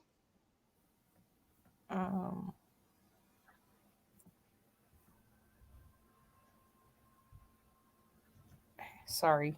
Okay, when you get to Spring Lake, what happens? We went inside the police division. It was dark. It was no lights. We drove in. It was dark. Weren't no lights nowhere, like nobody been there. We tried to go around to the back, but it was like locked up. But there wasn't anybody there at that division. We didn't see anyone. Okay, and let me understand when you say you went in the division, you mean you went into the parking lot? We went into the parking lot. Okay. I'm sorry. So nobody works third shift at the police department. They just shut down at the Spring Lake Division. Is that what I'm getting from her? I didn't know this. I don't know Weird. this. I'm sorry. Yeah, went to the parking lot of the division. No, oh wait. The lights. You didn't see lights. You didn't see lights on in the division. No, it was black. It was no lights whatsoever. No lights. Did you try to get anybody's attention in there? What'd you do? No, wasn't anybody attention to get. It was dark. Nobody was even there. So what'd you do then? We drove off, and we finna head, just driving head on, trying to just driving like back towards her house. It seemed like, I don't know. We just start driving. All right. Oh my God. There in Lincoln, we saw 2 police officers sitting there, and they was like talking right there at the motel. You're motioning with your hands. You mean one car was parked one way? This way, And one was parked the other way. The driver's sides are close together. We talked them right before we get on the highway. We made a U-turn and went over there and talked to them. He was telling them what happened. We was. When you saw those police officers, I understand you went.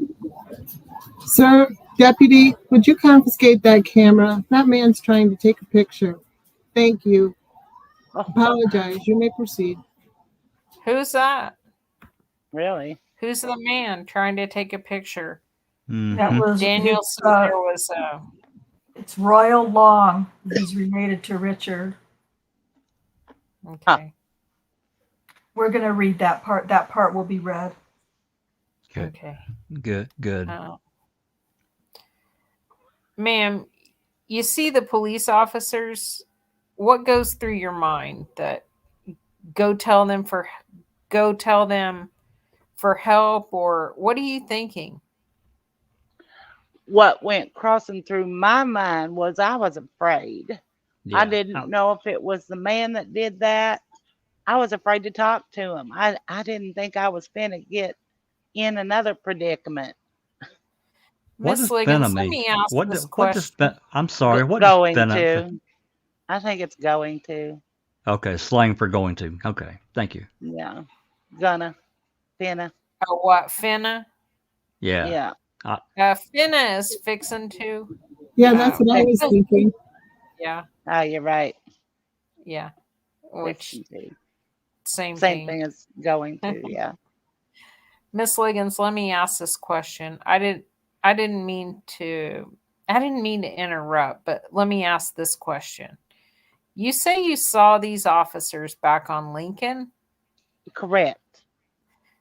Were you in the same location where the assault had occurred, or were you somewhere else on Lincoln? When that's where the assault occurred on Lincoln. It was like I was west. It was like going like the highway east, maybe. They were pointed like they were at the motel, like sitting in the front, talking in the parking lot. So close to the same location? Yes, sir, close to the same location. Now, isn't Yes. that weird? It That is she Very. would weird. even want to approach them. You know, that's weird. Yeah, it doesn't make any sense to be driving right back over to where it happened. No, not at all. Huh. I mean, if you're over in your other neighborhood in a different sector and you call 911, you know you're not going to get the same police officer coming out. Right. I would think you'd feel much safer that way, especially if you're scared for your life. Right. Yesterday, you described the type of car. It had big police letters on the side, and you saw that? Yes. Remember that? Yes, sir. Were they the same type of cars, or do you know?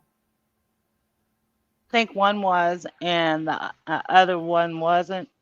I'm not mistaken. One was an older black and white kind of car?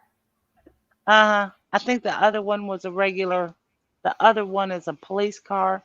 That's what I thought it might have been him. I remember that. But nonetheless, you stopped? I stopped. She was And what? driving. No, her daughter was. Right. I stopped. And what happened whenever you stopped and well, first of all, was either one of those officers the same officer that assaulted you? No, sir. So what'd you do? I got out my daughter's car. Well, daughter and I both got out. We was talking to the police officers and tell them what happened.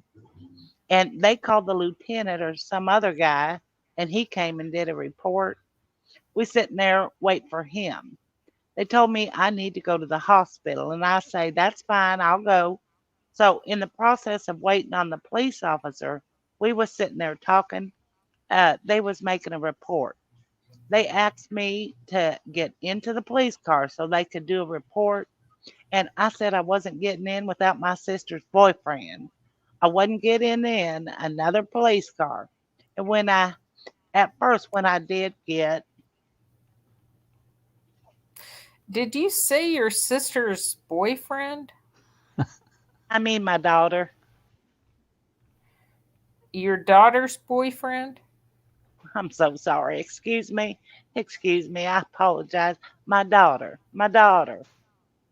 Did you get in the police car with your daughter's boyfriend, or did they do the report? I'm going to take that back. At Hold on a first, I second. did. Hold on a second. Line 5. Just again. So if it's 3 adults and 4 children.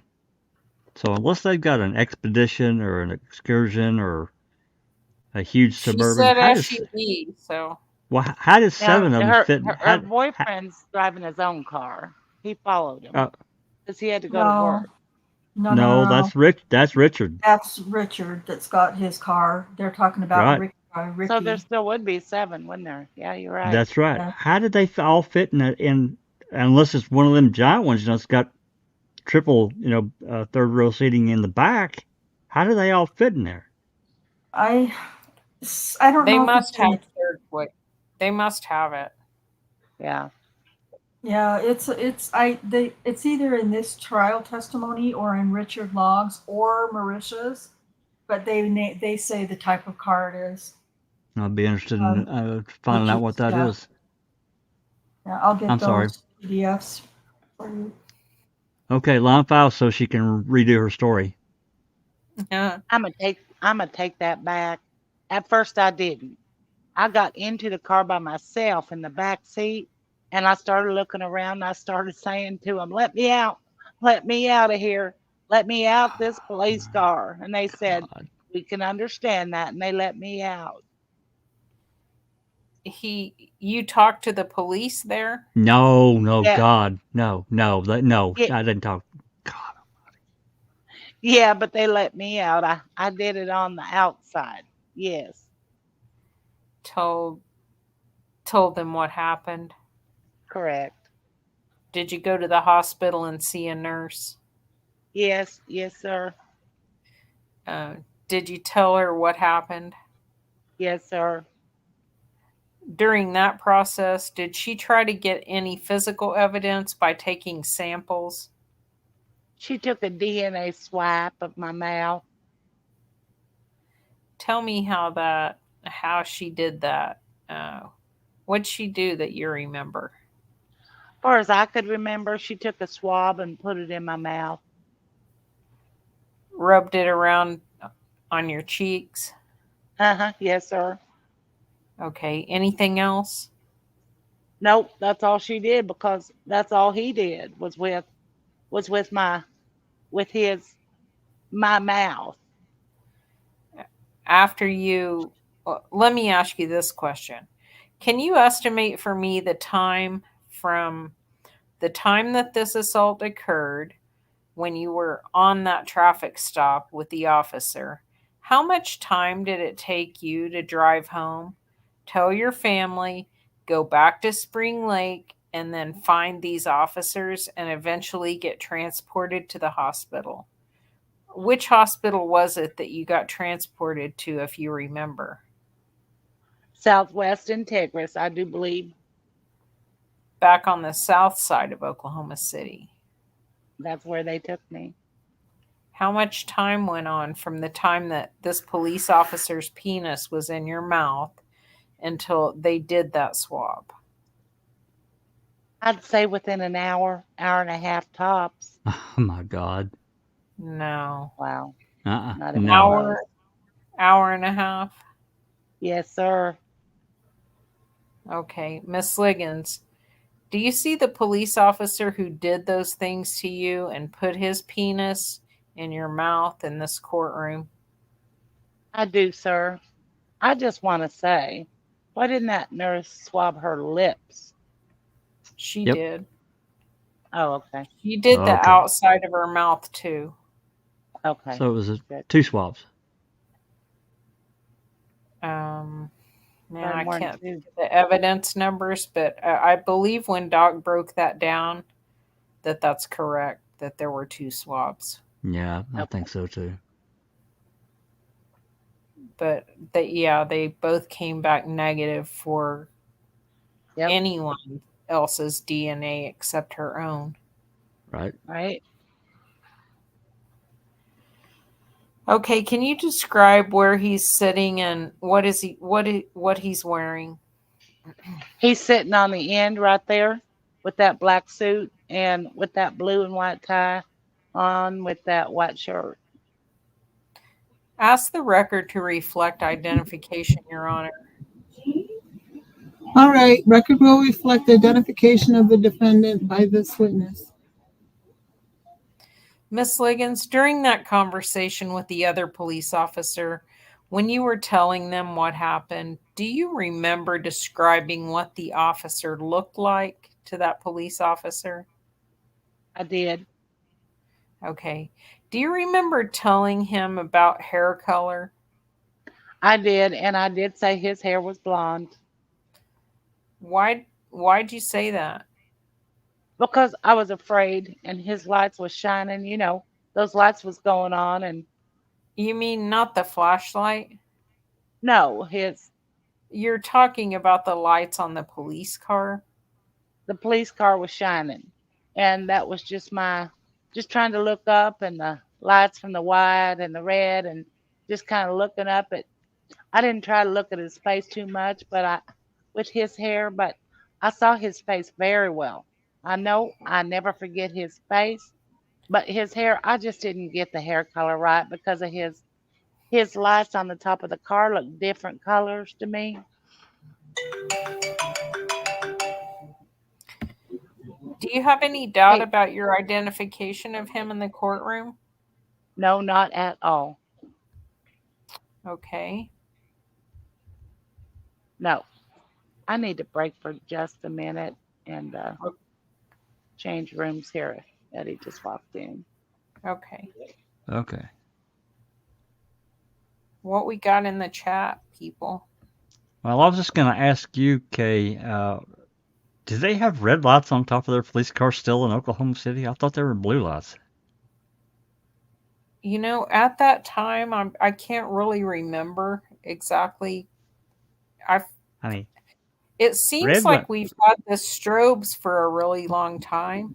I Yeah, thought red- they looked white in the video, but yeah. maybe But they would have looked that way no matter what. I'm just thinking, that red and blue got separated decades ago because red is fire department and ambulance, and blue is police. Blue and white sometimes, but not red. I mean, their taillights might flash, when they're in code, but not on top of the damn car, and certainly not anything in the front of the car. Sometimes these various departments have flashing or a strobe type thing going off in the front of their car, and the grill and that kind of thing. But Man, I'm going to have to go back and try to find that. I know I knew this at one time, but there are just so many elements of this case. It's really hard to. well, and so many lies, and just muddying up the case. I mean, she completely got his hair color wrong, right? Well, I mean, yeah, completely. and it's so interesting to me that she's citing the same reason she got the hair color wrong for, I can't remember which officer who was a more ranking officer. Kim Davis says, oh, sergeant or captain or lieutenant so-and-so said right away, oh yeah, everybody's hair looks blonde under the lights. It's interesting that she pulled that out too. Almost like she's been coached to say that. Well, in trial testimony is the only time she says it. Right. She never Yeah, offers she's an never- explanation for the blonde hair comment at any other time. Yeah. Well, they've got everything all buttoned up by trial as much as they can. It's crazy.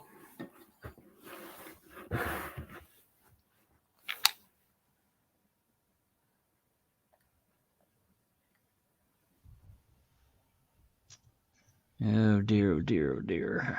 Yeah, there's other things she says too, and it's really aggravating for me, probably for other people too, of what Giger does. So you talk to the police officers, and she's sitting in a police car. I mean, what kind of question is that? To me, it's beyond ridiculous. Mhm. I agree. Can you all hear me? Yeah, we hear you. Yep. Okay, good. I'm back. All right. Do we have anything in the chat while we're stopped here? No, I've been kind of watching just a lot of making fun of Southern slang, fixin', Yeah. fixin' to finna. Finna. Yeah. So, Finna. What line are we on? 10.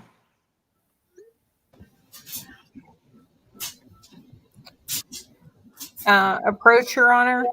You may approach. Ma'am, I'm going to hand you what I've marked as State's Exhibit number 1. I'm going to just ask if you recognize that photograph. Do you remember when that photograph was taken? It was taken at the hospital.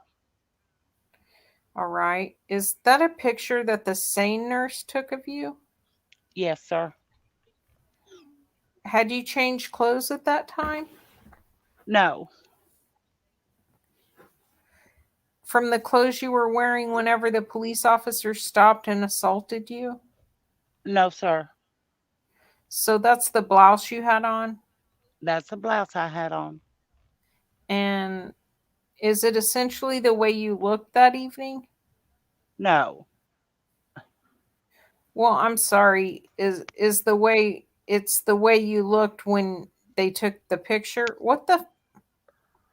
that's the way I looked when they took the picture. And that picture was taken at Southwest Medical Center. Correct. What the Offer hell? states. Hey, what was that all about? Yeah. That's the way you looked that evening? No. Well, I I don't know. guess it probably was. Yeah. It's not I like should he think ripped your so. clothes or anything. What would Right. be different? Maybe your I, face was more upset or something. ho- Offer states 1. No objection, Your Honor. All right, State's Exhibit number 1 will be admitted without objection. Miss Ligons, I'm also going to show you states exhibits number 6, 14, 15, and 16. Do you recognize what's depicted in these photographs, ma'am? Is that your car? that's my car. And that's the car you were driving the night this happened? Correct. And obviously, I may have neglected to ask, was it, I'm sorry, we've went through it. Come on, Giger. We've went Jesus through Christ.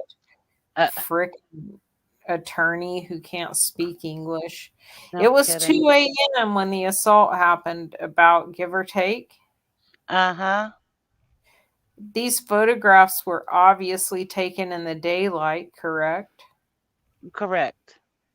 Is that essentially the way your car looked as you remember it whenever you were pulled over and at least got back in the car and drove it home? What a Yeah.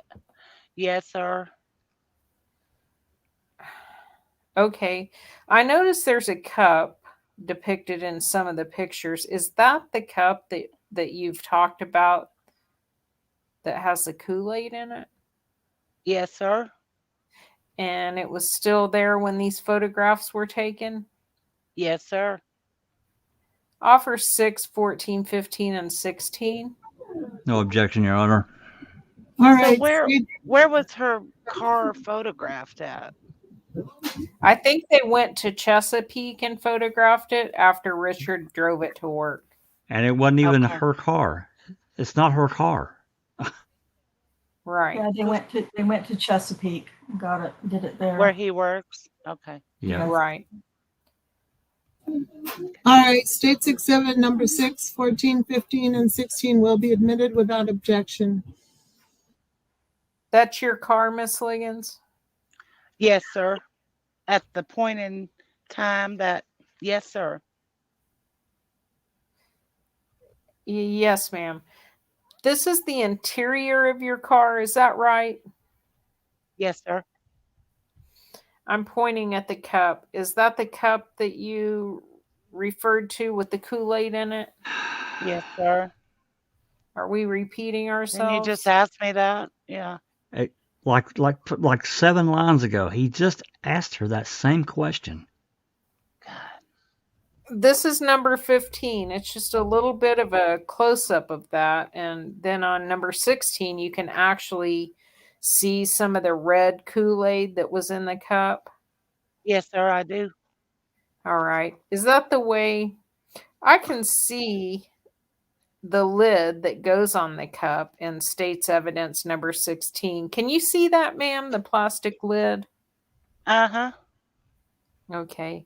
Was that on the cup whenever you got out, or was it like that when you got out of the car, or It was on the cup. it was on the cup? Okay.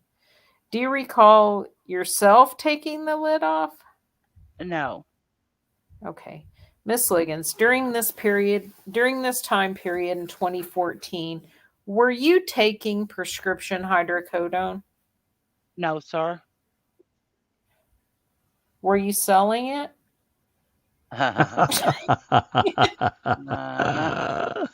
Oh, wait, that's not what it says. Did you have prescription hydrocodone prescribed to you that might have been in the car that you hadn't been Taking. talking? Taking. Taking. Yeah. No, sir. Positive about that? I'm positive.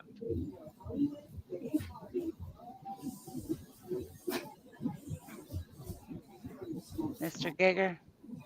Line 25. Oh, sorry. Approach, Your Honor. Yes. I was waiting for Cherie. Show you State's Exhibit number 2, ma'am. This is a document.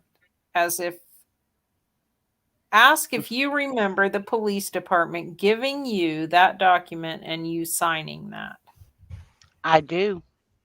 Is that essentially a piece of paper that gave the Oklahoma City Police Department permission to search your car and go through it? Correct. And this is after you'd made your police report, correct? Correct. Offer States 2. No objection, Your Honor. All right, State's Exhibit number 2 will be admitted without objection. And just so the jury can have a chance to know what we're talking about, ma'am, it says waiver of search of motor vehicle, and it has your name and your red Grand Am described on it, correct? Correct. Again, it's not her car. Why didn't they get That's right. Richard? I mean, Yeah. what the hell, man? Yeah. Anyway. Kim Davis, one of the detectives, name is on it, and then down here at the bottom it shows that you signed that. Is that right? Correct. And on June 18th of 2014, correct? Correct. All right. Just 1 minute. Yes. Miss Liggins, that's all the questions I have for you right now. Miss Adams? What? Yes. Yeah, Miss Adams. Ms. Adams. Hey, Miss Adams. Hey, girl, you got any questions? What Just an don't look at asshole. my bra. Adams. This reporter is not digging this, I guess. Yeah. Either that or Miss Galen Adams said will have Ms. some- Adams. Oh, maybe he did. He's a dumbass. Hmm. Um, Okay. Miss Adams will have some questions for you, I anticipate. Okay. Thank you. All right, cross-examination. Are we Miss continuing Adams, on? it's Or your are we pausing, or what are we doing? We can continue moving on. That's up to Rhonda. Oh, yeah, you can, I mean, unless there's something y'all want to discuss, you can go No, on. no. I was just curious before we started the cross-examination. Well, let's hear it. Alrighty. Ms. Ligons, so we can get a visual picture, everything you've testified to basically happened on June the 18th of 2014, correct? Correct.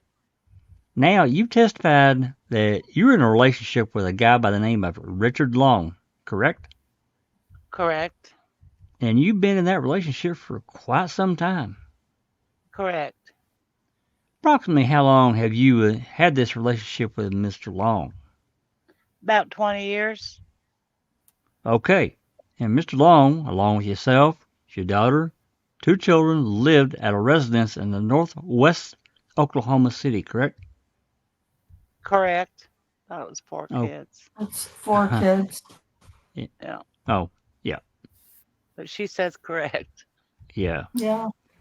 Okay. And on June the 17th of 2014, you went over to your friend's house, correct?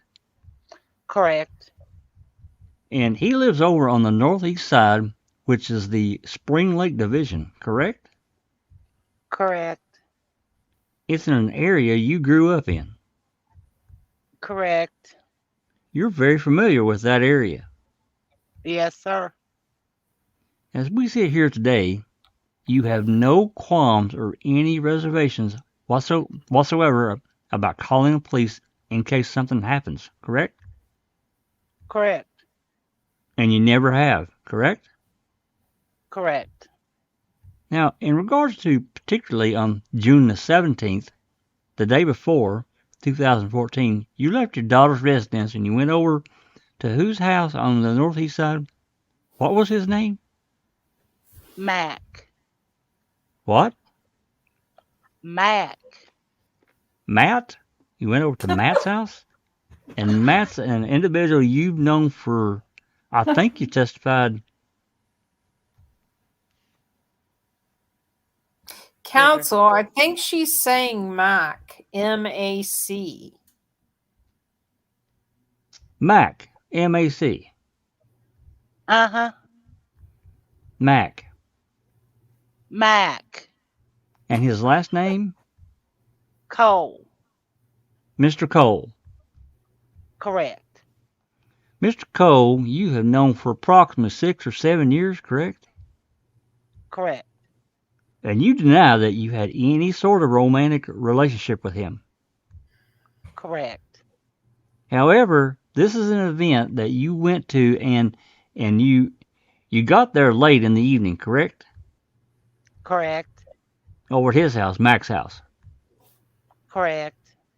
And you drove Richard's car, correct? Correct. That red Grand Am that we've seen that's in evidence in Richard's car, correct? Correct. It's titled in his name. Correct. And you knew for a fact that Richard had to be at work at 4 a.m., approximately 4 a.m. in the morning at Chesapeake to work in the food service industry, correct? Correct. And you're responsible. No, wait a minute. Oh, yeah. And you're responsible for transporting Richard to Chesapeake in the morning for his job, correct? Correct. Now, what happens under your version of events is you do end up over at Mac's house late in the evening on the 17th, correct? Correct.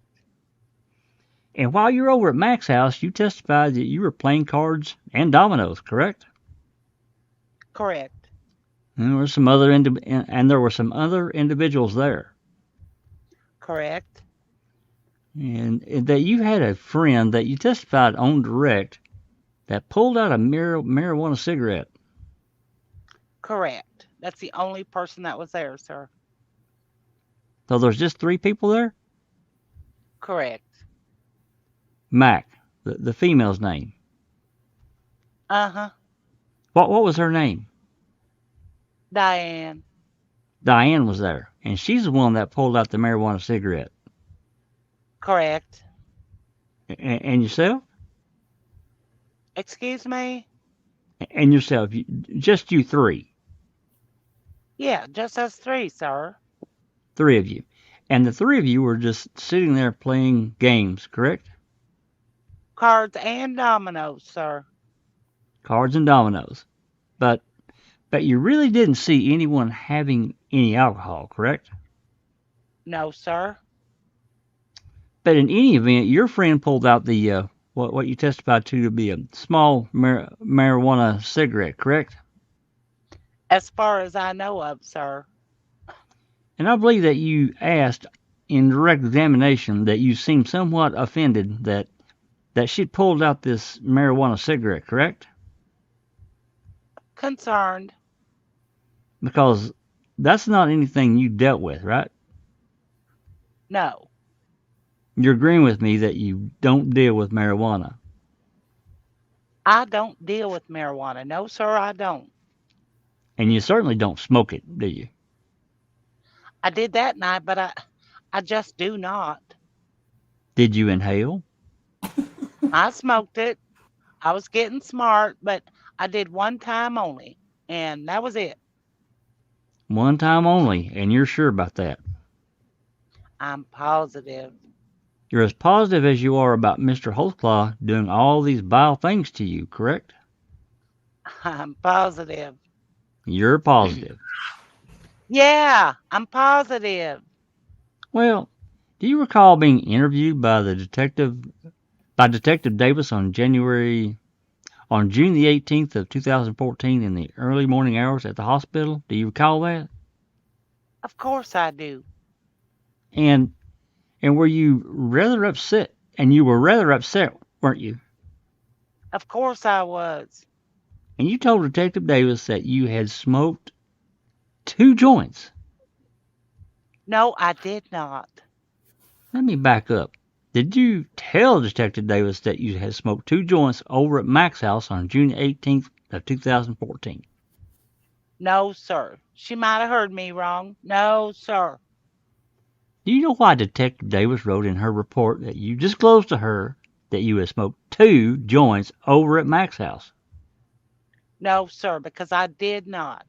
I wouldn't have no reason to lie. If I did, I would say I did, but I didn't. I'm not going to lie about anything. I'm just going to tell the truth. Because drugs is not part of your life, correct? Correct. Never has been. Not really. When I was young, maybe a teenager or so, yeah, but no, it's not. I had to grow up. Well, even when after you were a teenager, No, were drugs ever part of your life? no. Well, do you recall being arrested Your Honor, approach. in a crack house? Approach. Come on. Excuse me? Hang on, ma'am. My objection is it's not proper impeachment. To go into prior bad acts that don't result in felony convictions is outside the statutory scope of proper impeachment. It's Your Honor, perfect impeachment. It sure is. On. Your Yeah. Honor, it goes under 2405. They put the credibility of the witness on whenever she testified. She acts like she barely even smoked any marijuana. She's told the detective that she had 2 marijuana joints while she was over there. That's in the report. And in addition to that, she was arrested at the crack house where there was crack and a bunch of other things that I think could have had an impact in regards later on to her driver's license. And so I think it's totally relevant to her character here in front of this jury. She's professing that she didn't. She just testified under oath she had nothing to do with drugs while after her teenage years. and this certainly is after her teenage years.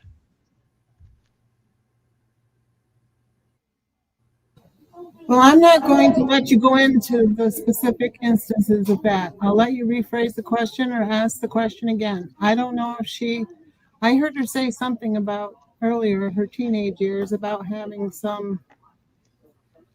Mr. Gray, This that's when is she's 32. This is when she's 32, Mr. Adams. This is not when she's a teenager. That's what I want crystal clear on the record. This is when she's an adult and she's arrested at a crack house with an enormous amount of crack and cooking utensils and other things. And she just said that she had no part of the drug life after her teenage years. And I'm simply trying to impeach the witness. That's very critical. That's a very critical witness at a very critical point, Your Honor. and Your Honor. So is the jury out of the room here? It must No, They're but be. this just is this is a they're not sidebar. out. Yeah, Oh, this is it's just sidebar. Yeah. Okay. And Your Honor, if I'm not mistaken, I think they're talking about an event, an arrest in 1988, if I'm not mistaken. So we're almost 30 years removed, and she's admitted she used drugs earlier in her life. She's admitted she used drugs that night. It's not proper impeachment under the evidence code to be able to go into prior arrests and prior bad acts. That's not proper impeachment, despite Mr. Adams saying that it's critical. It doesn't matter if it's critical if it doesn't fit in the evidence code. And it's not impeachment. She's admitted that she's done it earlier. She's admitted that it's not part of her life now. She's admitted that she did it one time as an exception to the way she lives this one night, and it's been the closest evidence they have is 30 years removed. It's not proper impeachment. Judge, she said that she was involved with it when she was a teenager. This is when she's in her 30s. Specifically, 2405 talks about specific instances, and that's exactly what this is. This is what I'm going to do. I'm going to let you do.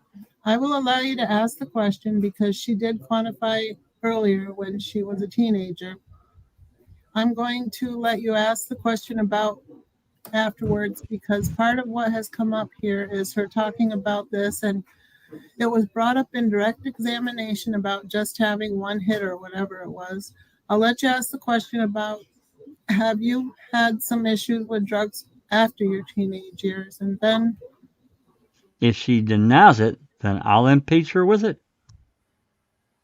Your Honor, I'm not trying to argue with the court. Yeah, I'm right. trying to just make my record, but the fact that someone is arrested is not proof that they were doing what they were arrested for. It's Shit.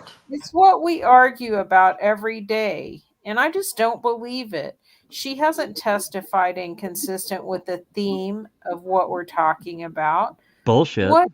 Yes, she has.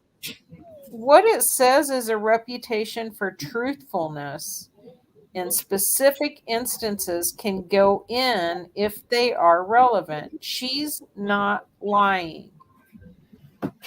well, I don't know yet. That's why I'm allowing one question. It's not 2609 impeachment evidence. So I'll allow that question and then we'll see where we go from there. I have a comment, Gigger, that just because they've been arrested, it's not proof that they've done what they're arrested for. Well, how come Daniel was fired or, lost his job at that predetermination hearing? That's right. Right. Inquiring minds want to know. Okay. Yep. Mm-hmm. Yep. Good question, Okay. Sherry. Very good question. Okay. Line 12 by Mr. Adams. Mrs. Ligons, you just testified that you were in your teenage years that you did have some drug issue, correct? I said I smoked marijuana, but I didn't have drug issues, sir. At any time during your adult years leading up into your 30s, did you ever have an opportunity to be around or see crack cocaine? I did. Were you ever arrested for crack cocaine? Objection, Your Honor. Sustained. Now, in regards to the events that you say happened on June 18th of 2014, you already admitted that you were in a relationship with Richard back at your daughter's house, correct? Correct. And you were over at Mac's house Correct. until after 2 p.m. I think it's supposed to be a.m., correct? Right before 2. Might have been right at 2, but I don't think right after 2. I think I left before 2 or right at 2. Jesus. Well, Wasn't Well, it between 2:02 and 2:07 or whatever Yeah. you said in preliminary? Yep. Yeah. Yep. well, you drove over to Mac's house, correct?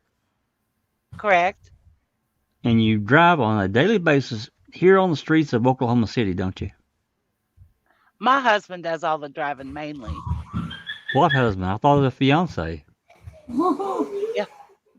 Well, in this particular evening, you certainly were driving, weren't you? I certainly were, sir. Tell the jury when the last time you had a valid Oklahoma's driver's license. Objection to the form of that question. Overruled. It's been a minute. Exact day I couldn't really even tell you, but the only thing about that, they say my driver's license was suspended, and I didn't even know that. I didn't know. Jesus. What? Here's the deal, guys. In 30 years, you have to get your driver's license renewed a few times.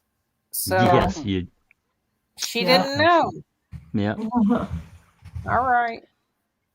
You did not know when that your driver's license had been suspended. I didn't know they were suspended. I thought I paid for the suspension. They told me I paid. They had sent me a letter in the mail a long time ago when I was staying at my mom's house years ago to turn in all my ID and everything that was related to my driver's license until I paid my driver's license. And I paid it. That's why I can't understand why the suspension is still there. And I went to try to find out why.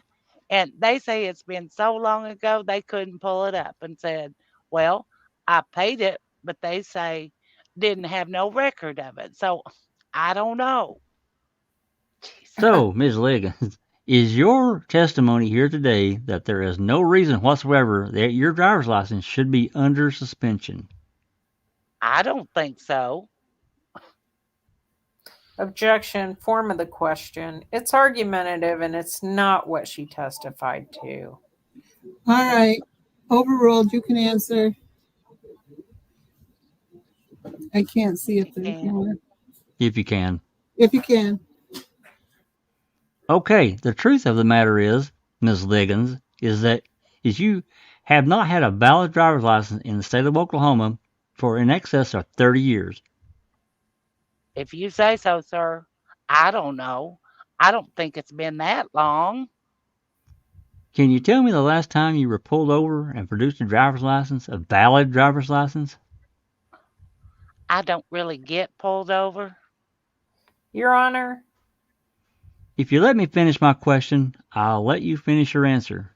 Can you tell the... would you let me finish my objection before you ask a question? I haven't asked a question. All right. Ask a question.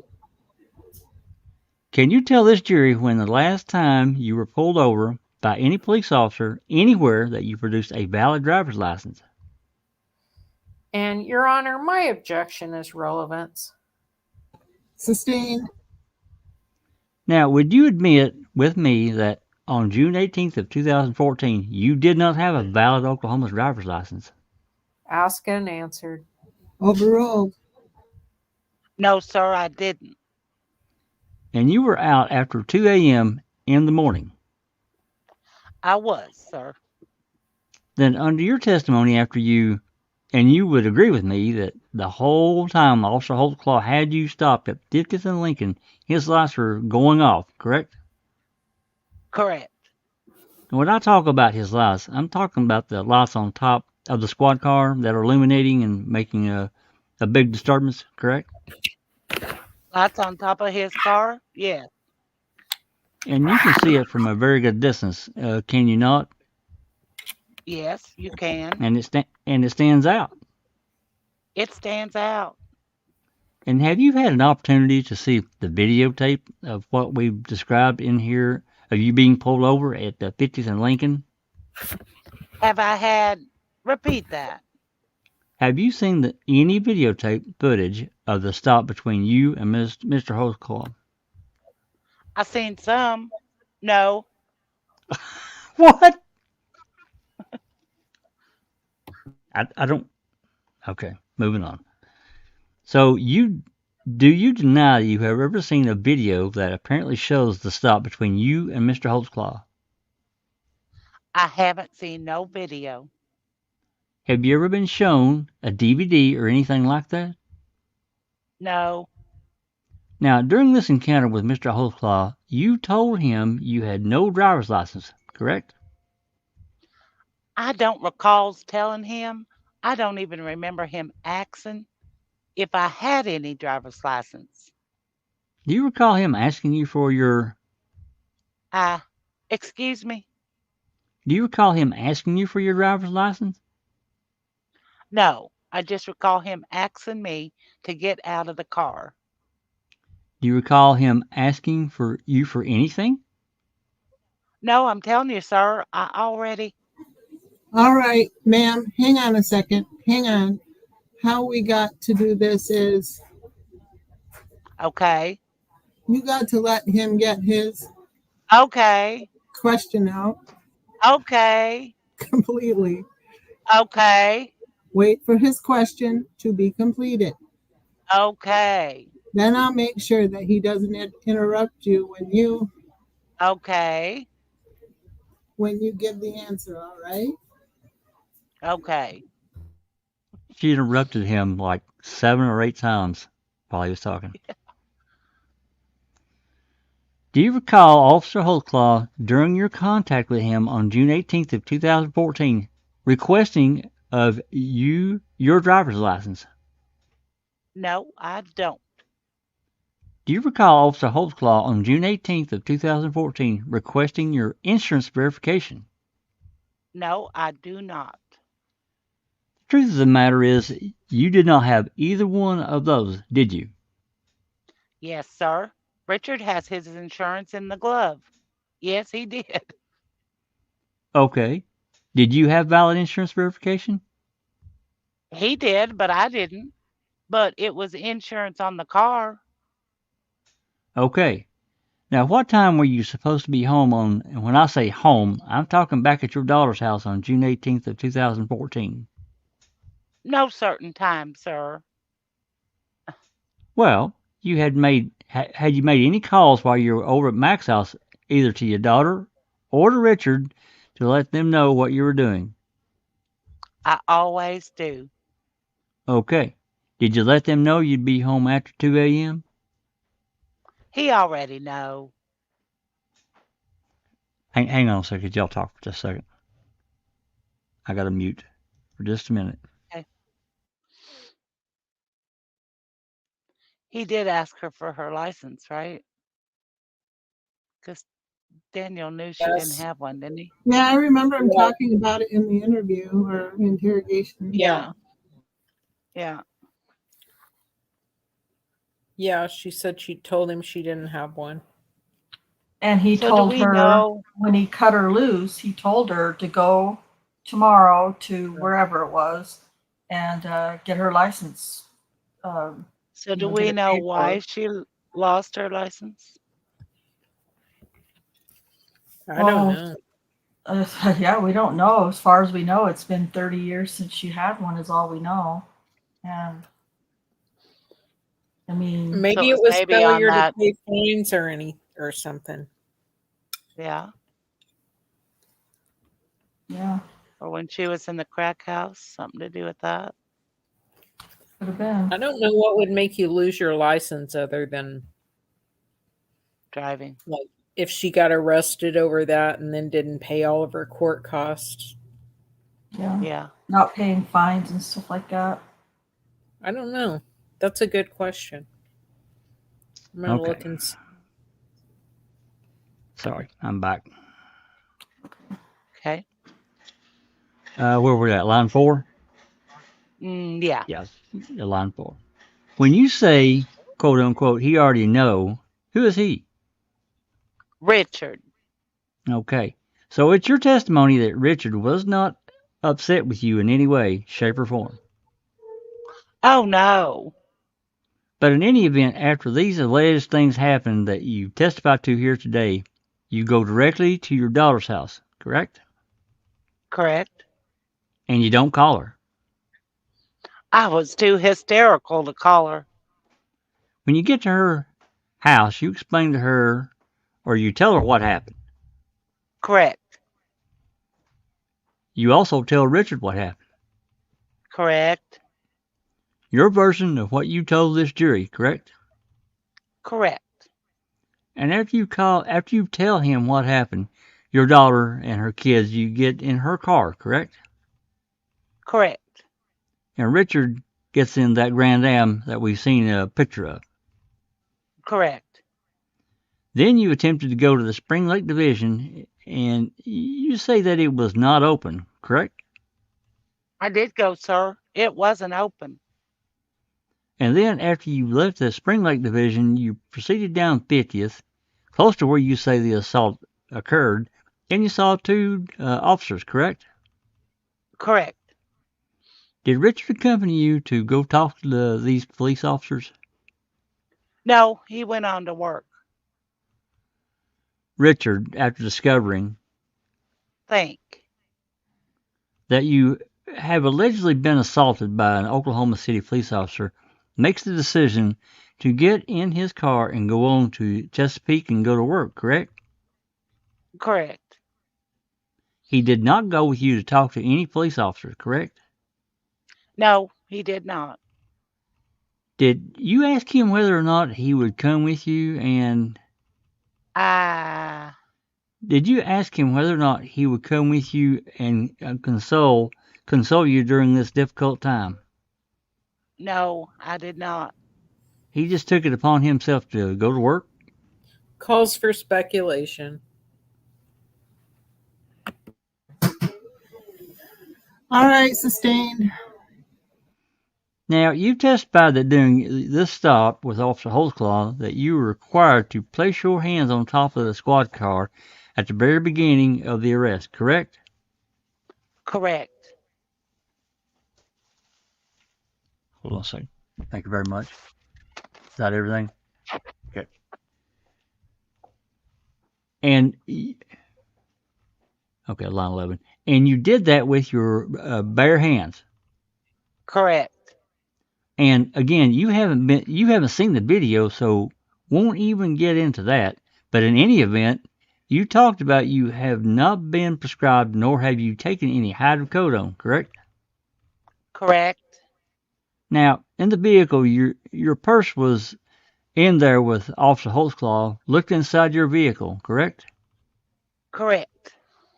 Your purse. Did you ever turn that over to Detective Davis to let her look inside your purse? No, sir. We've seen a search waiver that has been introduced into evidence here that talks about your vehicle in that red Grand Am, correct? Correct. What happened to your purse that was inside that vehicle when you were stopped by Officer Holtzclaw? Excuse me? What happened to the purse that was with you on June the 18th of 2014 when you were pulled over by Officer Holtzclaw? It was still in the car. It was still in the Grand Am? Yes. So that's certainly something you would expect if you signed the search waiver for the Oklahoma City Police Department to have inspected and searched, correct? Form of the question. Sustained. No. Hang on. Sustained. rephrase the question. You've testified June 18th of 2014 during this stop with Officer Holtzclaw. He put you in the back seat of his car and he approached your vehicle, correct? Correct. At that time he approached your vehicle, your purse was in the vehicle, correct? Correct. And what color was the purse? Wow, I've got so many purses. Almost 2 years ago, it was a black and gray one, or I think it was a black and gray Coach bag, if I'm not mistaken. Black and gray Coach? I think so. Okay.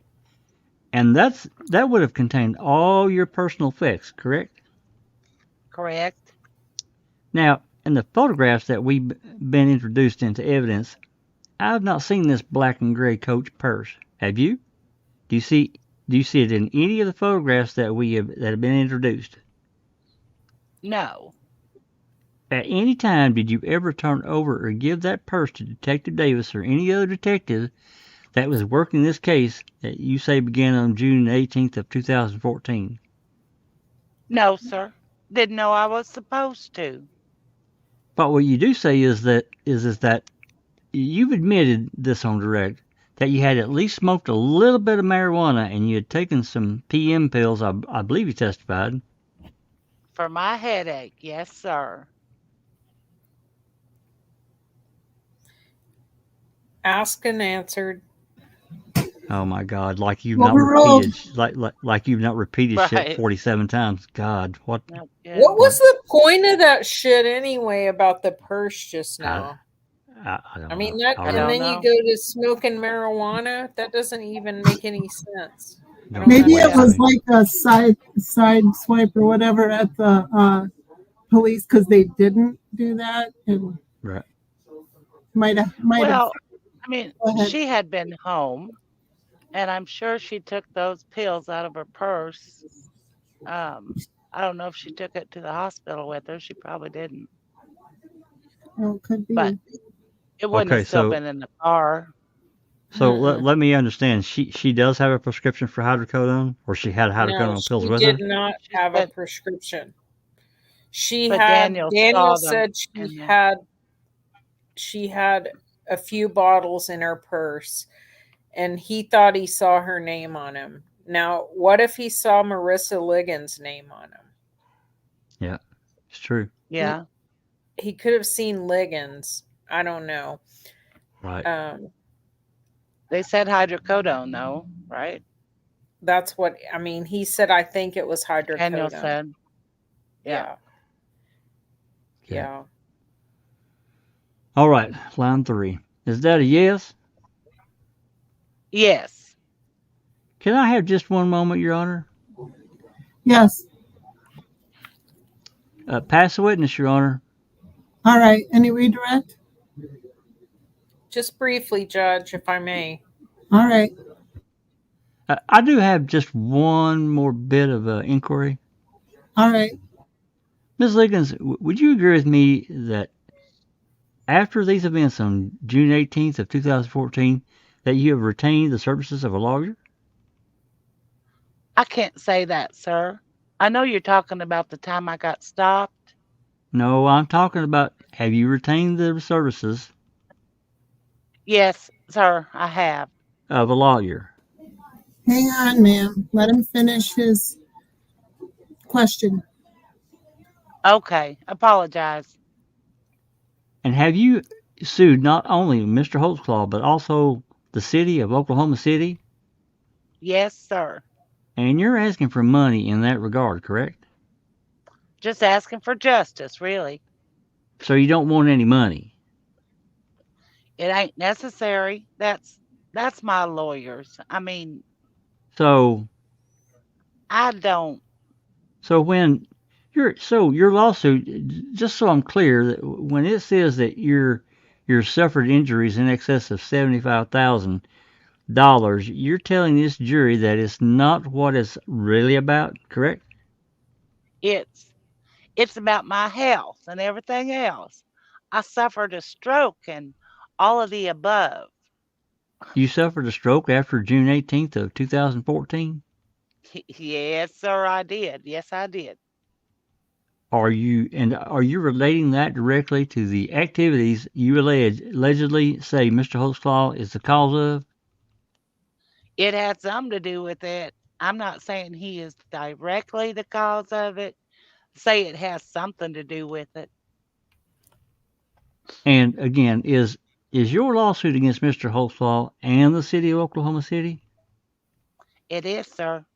And is it asking for money damages? Are you wanting money? Yes, sir. Pass the witness.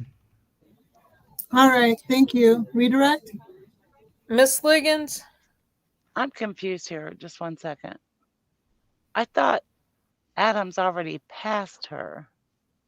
He did, did, but then he said, but he- "Hey, I have another inquiry." Oh, And the Yeah. judge okay. allowed it. Oh, okay.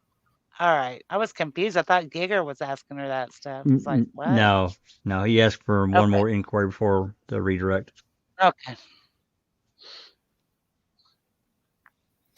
Miss Montoya. Liggins, Yes. your lawyer filed that lawsuit with your permission. Judge, Yes. object to the form. I'm sorry. Say it again. Don't lead. Did your lawyer file that lawsuit Yes, sir. with your permission? Yes, sir. Did your lawyer talk about the amount of money that you'd asked for, or did you come up with that? No, they did. Miss Liggins, other than money from the city of Oklahoma, City, can you think of anything else Oklahoma City could do to try to help you after what you've suffered? Judge, again, object to the form. Overruled. Do I answer it? Yes, ma'am. In the city? No, sir. Ma'am, tell me about what you've experienced emotionally after what this defendant did to you on that night. Oh my God. Judge, object as relevance. Overruled. I went to therapy For how long? for months. To the Y over on May. That changes at deposition. They help you? Somewhat, little bit.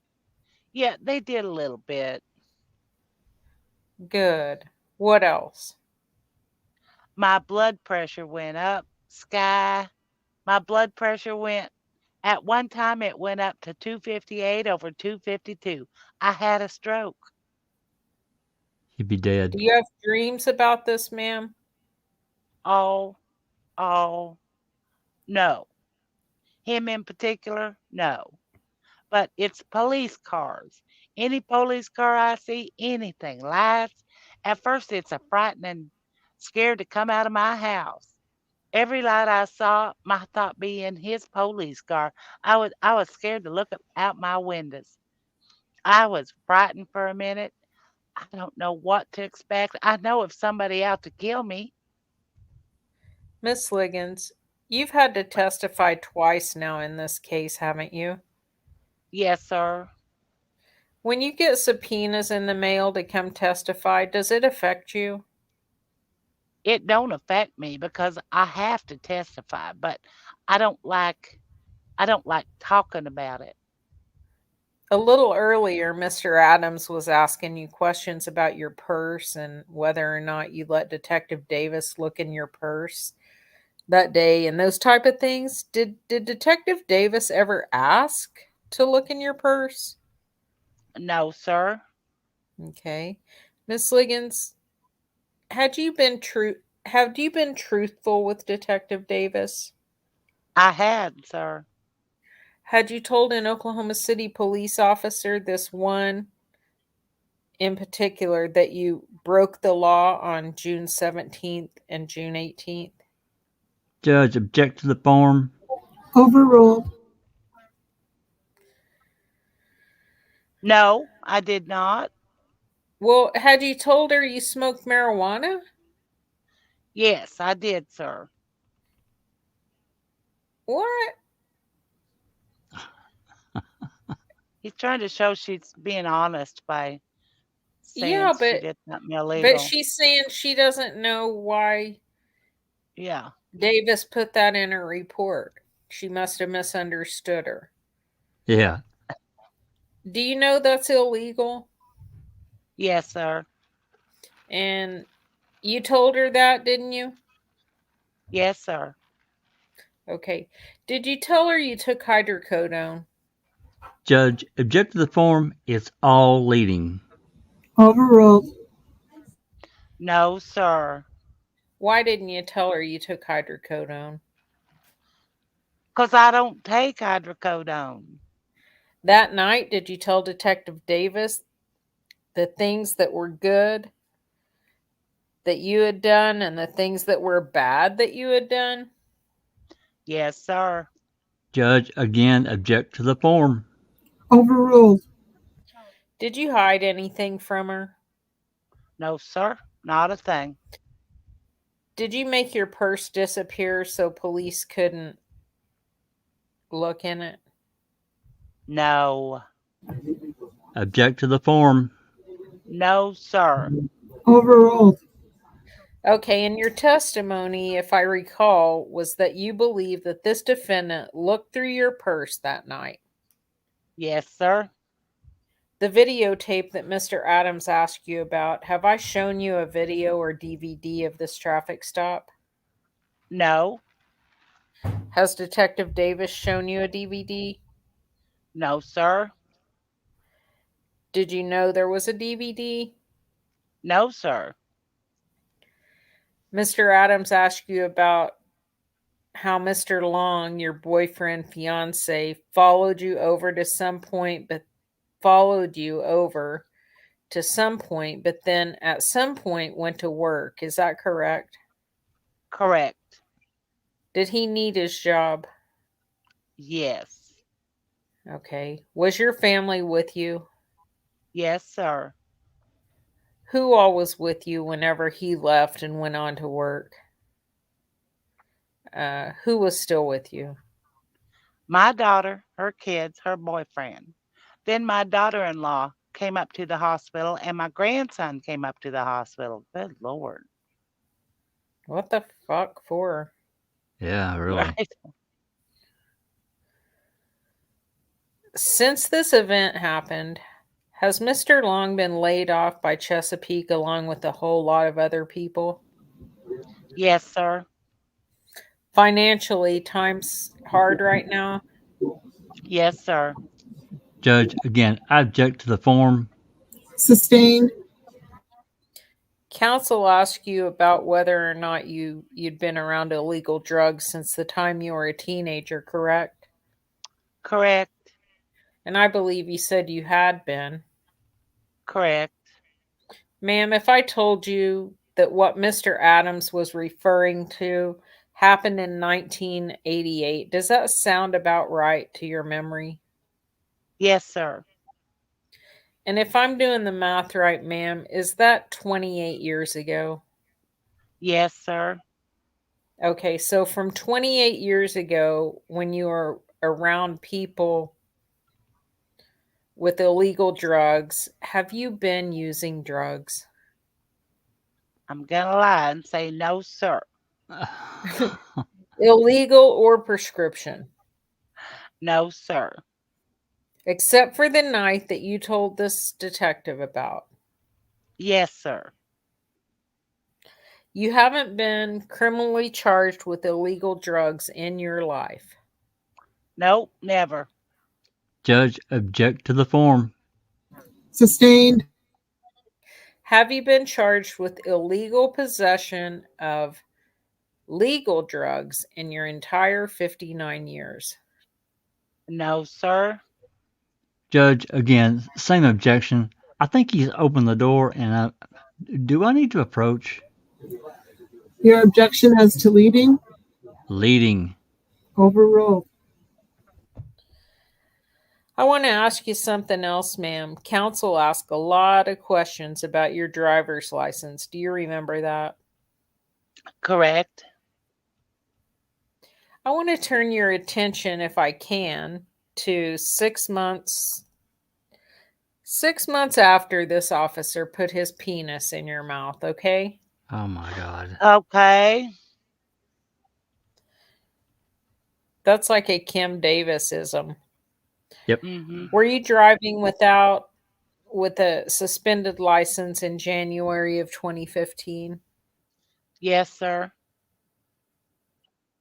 Did you get stopped by a police officer? I did, sir.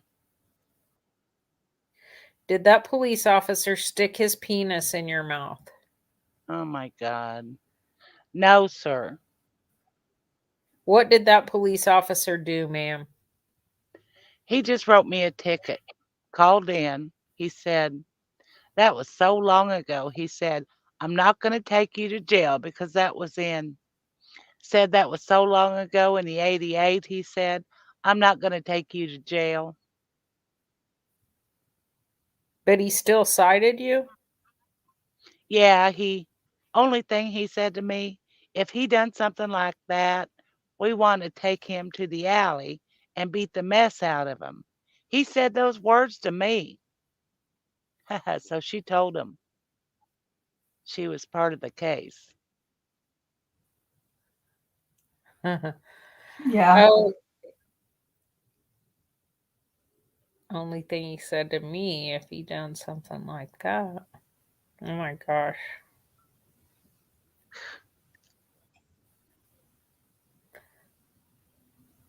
Hmm.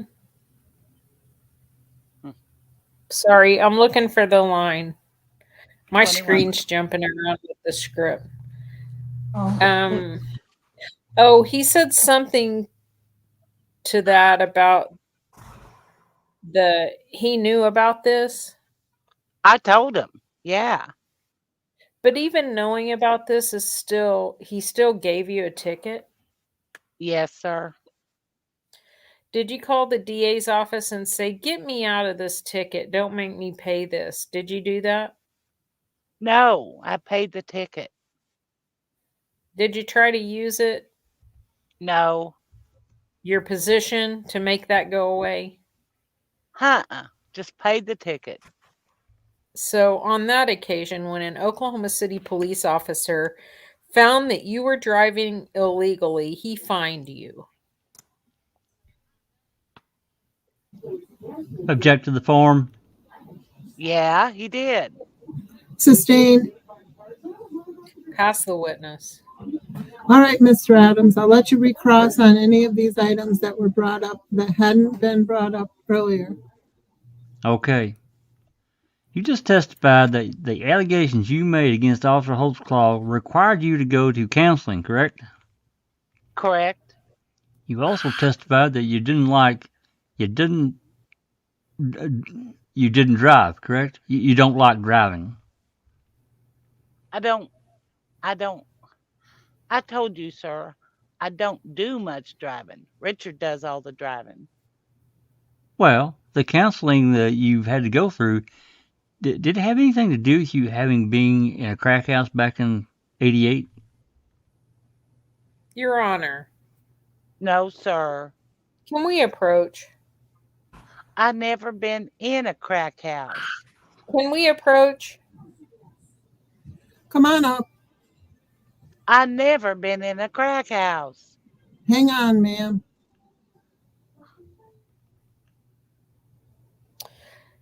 There is absolutely no good faith basis that you can say that she went to counseling after this event because she was in a crack house 28 years ago. It's completely inappropriate. He's brought up the 1980. He said you were involved in an 1988 event. I believe that takes it 28 years back. I sure did. Yeah, he got into all this, so I'm entitled to. I didn't open the door to all. All I did was... All right, hang on. respond to what he's done. Overruled. Do you recall the 1988 event that Mr. Giger talked to you about I do. on redirect? Well, actually, it was a little bit. There was an enormous amount of crack found in that house, wasn't there? It wasn't a house, sir. Where you were. It was a club, and I was working there. It wasn't a house. Well, they actually found cooking utensils to make the crack cocaine, correct? Objection, Your Honor. Can I approach? Not that I know of, sir. Hang on. I don't know nothing. Hang on. Sustained. Was this incident the location of the 3200 block of Northeast 23rd Street? Correct. Okay. And in that, they also found smoking devices for crack cocaine. You were actually placed under arrest, were you not? I don't know because I was working at that. Same objection, Your Honor. I was working All right. Hang on. at that club. Sustained. Your Honor, I need to approach. All right. Come on. If the court is not going to let me inquire into the 1988 arrest we're talking about, I'm going to ask to mark as court's exhibit number 1 the police report from that arrest because Mr. Giger brought it up on redirect, talked about it being back in 1988, being 28 years ago, and basically act like it was no big deal when there was a total of over 52 grams of crack, which is nearly 2 ounces of crack cocaine was found. There's also smoking devices. There was cooking utensils, a cast iron skillet where they were clearly cooking crack. There was a total of $856 was taken, and she was arrested. And I think I ought to be able to get into that to impeach her in regards to her credibility here today. And the court is not allowing me to go into it, and therefore I would ask to mark this police report as an exhibit for future review. Your Honor, none of these charges were put on her. Nothing was filed on her. There was no prosecution of her. She said, I was at the place. It wasn't my stuff. She's testified enough to it.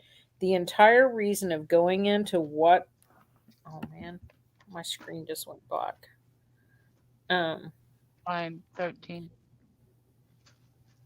She testified enough to it. The entire reason of going into what I went into is to try to, over objection, the court allowed counsel to ask something that happened 28 years ago that didn't result in an arrest.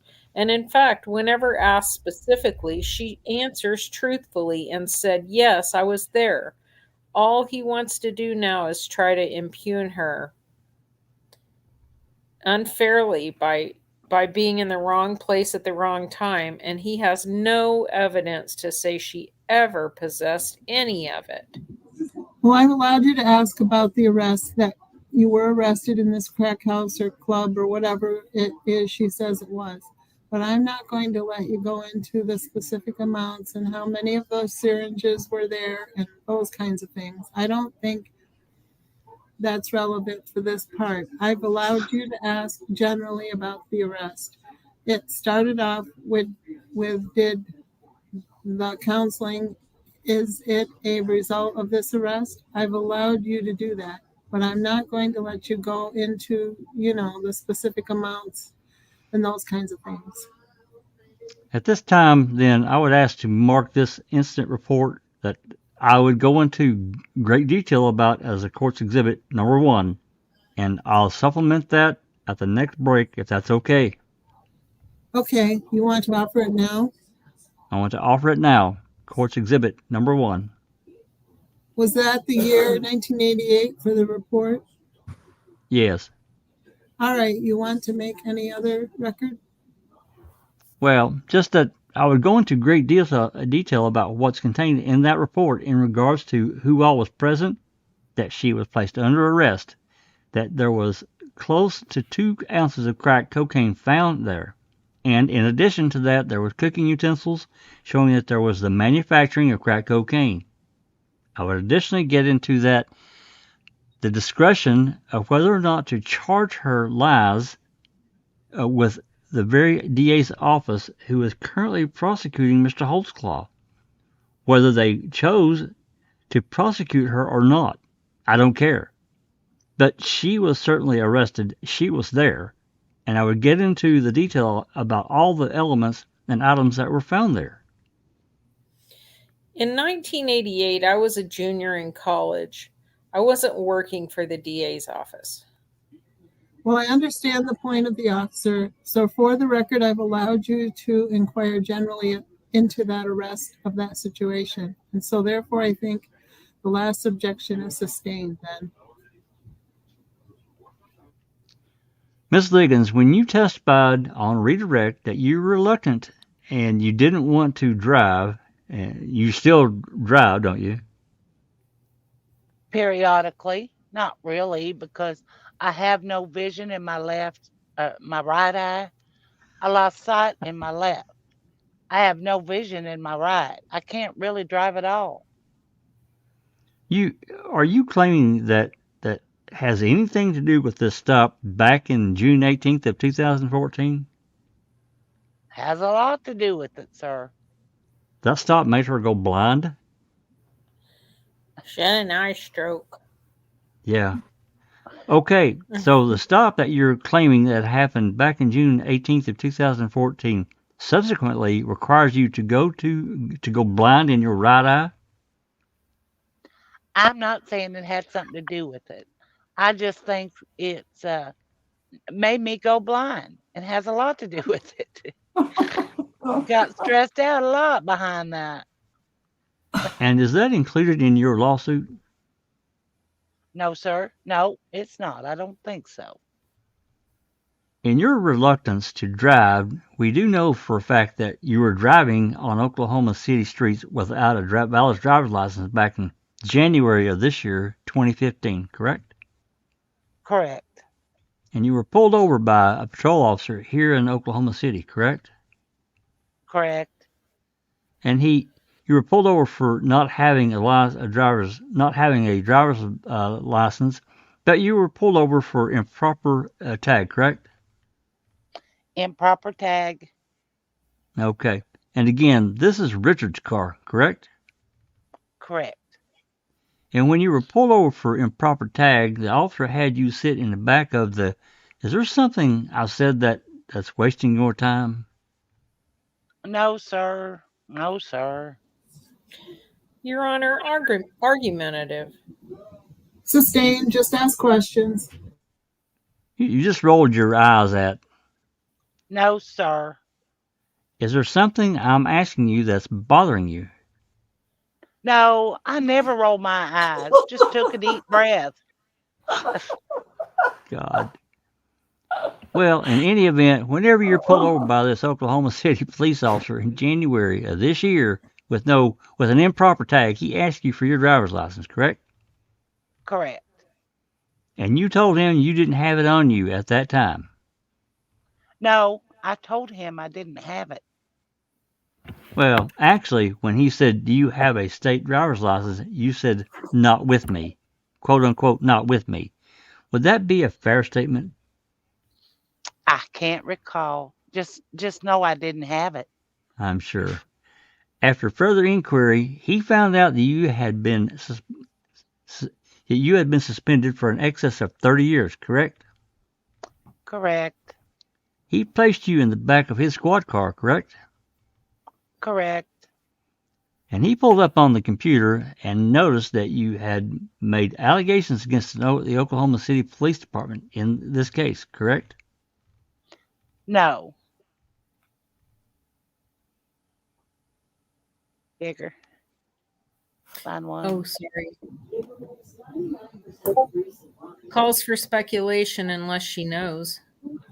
All right. Do you know whether he did that or not, ma'am? He did not. I told him about that.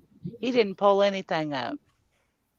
Okay. You told this patrol officer that you had pulled. You told this patrol officer who had pulled you over for a traffic offense about what you told the jury here today. I didn't tell him exactly what I told him.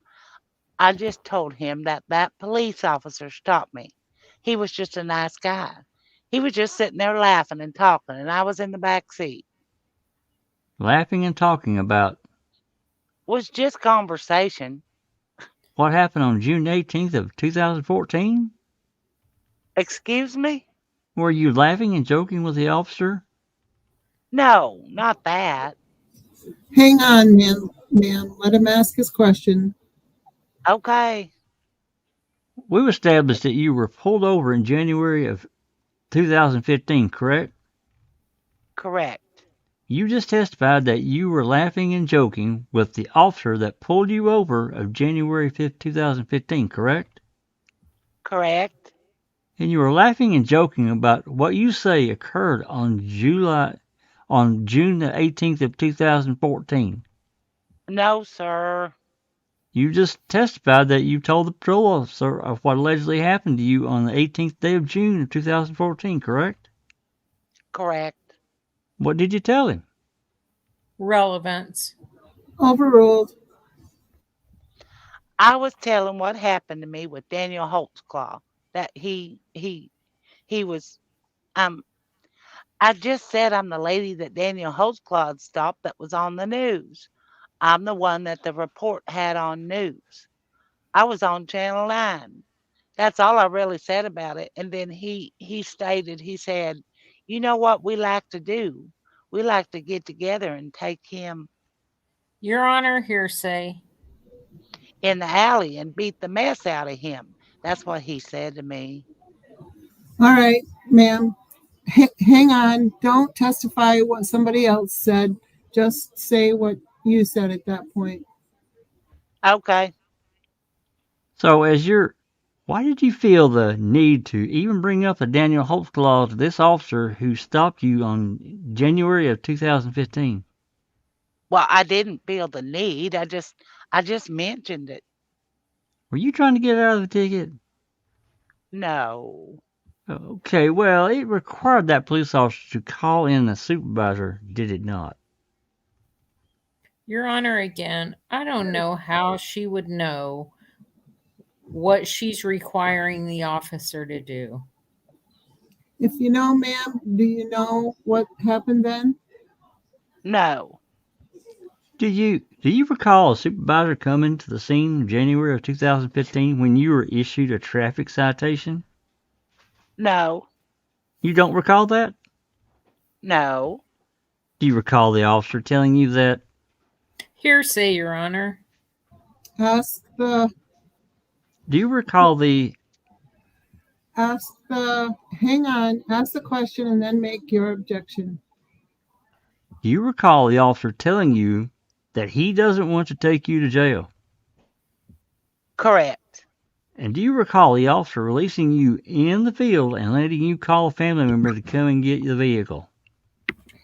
Correct. He didn't tow it, correct? Correct. Then all you had to do at that point in time was to pay the ticket. Pay a ticket. Now, there was also some discussion with Mr. Giger on redirect about you admitting to this illegal narcotic usage to the Detective Davis back in June 18th of 2014. Do you recall that? Yes, sir. And you said, and correct me if I'm wrong, you took a very little bit of marijuana, correct? Correct. But again, whenever you talked to Detective Davis in the early morning hours of June the 18th of 2014, you told her specifically that you had smoked 2 joints on the June the 18th of 2014, correct? Asked and answered. All right, sustained. Your Honor, they brought it up in redirect. I don't. May I approach? Come on up. Your Honor, I'll agree that I brought this up in cross-examination. However, on redirect examination, he again inquired into the witness of whether or not she admitted to the illegal narcotics being consumed on June 18th of 2014. And her response was, yes, I told her I had very little. And she just admitted that again on the stand. I think now to further impeach her, I need to go into exactly what Detective Davis' report states, is that she was told that she'd smoked 2 marijuana cigarettes, which is enormously different than a very small amount or a puff. And I think I'm entitled to get into that. And if the court's going to sustain this objection, I would make that offer of proof that she would, that would be what I would be asking this witness about. Well, I think you already have done that. And when I allow recross, it is to allow you to recross on something new that was brought up in redirect. So if it was already brought up on direct and it was cross-examined about, then it's not right for recross. So you've already asked her about that. She's already admitted that, or at least you brought that up, that it was in the report that she smoked 2. Okay. Just so the record's clear, she has denied that she's ever made that statement to Detective Davis. And, again, I'm giving her an opportunity to correct the statement that she's made to Detective Davis that is reflected in the report that she has smoked 2 joints. And I think I'm entitled to get that due to his redirect. And again, I think this goes to fundamental fairness. I thought I've already heard that. Did I not? No, Your Honor, I'm not disputing that. In my cross-examination, I brought up the fact that she supposedly told Detective Davis that she had smoked 2 joints. However, on redirect, he got up and said that she admitted to very little marijuana. She has just admitted on recross. I'm trying to give her an opportunity to change her sworn testimony that, in fact, that she did make that statement to Detective Davis on June the 18th of 2014, that she has smoked 2 joints, which is a huge difference. Any response? It's asked and answered, Judge. She's consistent in her testimony. He's just trying to badger her. All right, I'll let you ask that one question very specifically. Okay. You just admitted that on June the 18th of 2014, you admitted to ingesting illegal substances, correct? Correct. Do you also agree with me that when you were interviewed by Detective Davis on the early morning hours of June the 18th of 2014, you specifically told her that you had smoked 2 joints while you were at Mac's house? I don't remember saying that. I told her I hit a marijuana joint. If I said I must have been delirious because there's no way I smoked 2 joints. Hilarious. Right. If I said that was a mistake on my part because I did not. I can't change that. I didn't. If I said that, I'm wrong. So you were baked when you were talking to Kim Davis because you'd Yeah. smoked 2 joints, but And now she you was want to change driving home. Yeah, She that was too. delirious. She was Yeah. delirious. Yeah. Right.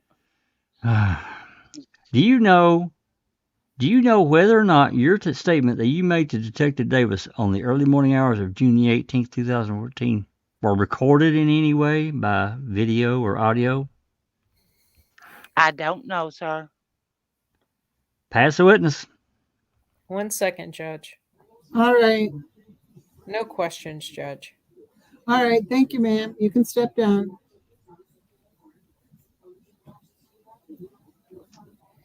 Wow, that's it. Oh, yeah. That's long. Yeah, it was long, but we are going to read. It's just a couple pages about the guy taking pictures. Oh, So- okay. That gives me better insight into Jannie than I had Yeah. before. Me too. Yeah. It really does. Yeah, I think she's a big yeah. old liar. So do I. Yeah. Huge liar. I do think she was scared for her life that night. I think that was Right. ridiculous, but I just think, yeah, because of what was going on, she hadn't been stopped in a long, long time, it sounds like. But yeah, And she she was smoked a couple scared. of she smoked a couple of she took smoked a couple of joints, and now she gets pulled over. I bet she Yeah, was scared because she was fucking yeah. baked. Paranoid. Yeah. And then, she gets to her daughter's house. She's so upset and Yeah. over the top. And they come up with this scheme Yep. Yeah. That's right. to get back at him. That's right. Yep. There were lawsuits and everything else going on all around the country at that time. It was crazy. I'm not saying all of them were wrong to have happened, but in this instance, Yeah. Okay, this is just this isn't very long. This is regarding the guy who was taking pictures in the courtroom when the judge told the bailiff Oh, to Royal grab Long. that. Yeah. So, Cherie, if you just want to read the court. Jack, do you mind reading the Royal Long part? It's not very much. Not a problem. Where we go to here? Pass witness. Sorry, it's page 580 or PDF Yeah. page 114. Yeah, I see it. So, Cherie on line 4. All right, we'll be in recess until 11. Sir, I need you to step forward. What's your name, sir? Royal Long. Royal. Royal. Mr. Royal, did you not see the sign on the outside of the door that says no cameras, no cell phones? They got to be turned off, no food, anything else. Yes, sir. Okay, you were attempting to take a picture, right? No, sir. I was attempting to turn my phone off. Why were you pointing it at the defendant? You can check the phone. I was just trying to turn it off. I would never have done that. Is there any picture on the phone of the defendant? The sheriff. sheriff. I did. Oh, you go ahead. I'm sorry. Go ahead. No. Go ahead, Jack. Go ahead. The sheriff. I didn't see any. All right, well, I believe you if you tell me, but I don't believe you when you say you weren't trying to take a picture because I saw you holding it up, pointing it at him. Sheriff. It wasn't a picture mode when I picked it up. Yeah, so you're lying to me about that. No, sir. But make sure your phone's off. I got you before you took it because I keep a close eye on what's going on out here. So make sure that phone is off when you come back. There's no eating in the courtroom either. Yes, sir. so he Alright. was trying to take it of Daniel, Yeah. sounds like. Wow. Yeah. And What eat a- some pig skins. What a non-jockey. And that judge keeps a close eye on things. You know, what a good Yeah. judge. Yeah. Yeah, especially the women's asses. Yeah. Yeah. Probably. No doubt. Mhm. But yeah, I agree, Susan. I got a lot better insight into Jannie Ligons, and I Jannie. think she's just big old liar. Mhm. Yeah, she is. Are Not we just gonna some read- sweet little grandma. Mhm. Are we going to read Richard and Marissa? Yeah, I think it's important because there's a lot of impeaching, a lot of lies. Well, Yeah. between what Jannie says, what Richard says, and then what Marissa says that Richard said and did also. So, not tonight, of course, we won't, but Hey, can you just give us a quick what he says is different? yeah. So, well, Richard Long says that on her way home, Jannie called him and told him that something really bad had happened. And, wait for me. I'll be there. I'm on my way home. Just wait for me. And I'll also put these in Discord. Once I get the PDFs made, I'll put them in Discord in her room so you guys can go read them there too. But basically, Well, he had to says- wait for her. She had the car, right? Yeah, and so he says that he went outside and waited for her until she got there. He was Oh. outside waiting for her. Um, and that's just, well, it's hard to say who's lying, but Marissa says when you get to her testimony after him, she says that Richard was in bed and that her mom came in and yelled and woke her up, and she was irritated with her mom because she was yelling at her to wake up. And what Marissa says is that Richard Long was nowhere around. He was in his room the whole time Jannie was telling her about the incident. And then Jannie talks about, Marissa talks about, so Richard says that he followed them all the way to where they got to the police and stopped to talk to the police. And then he took off and went to work from there. Marissa says that he didn't even follow them, that she might have said he followed them to, I don't even think she said he followed them to Spring Lake Division, honestly. But that he had to go to work, so he just left. When they all left to go to Spring Lake, that Richard just left because he had to go to work.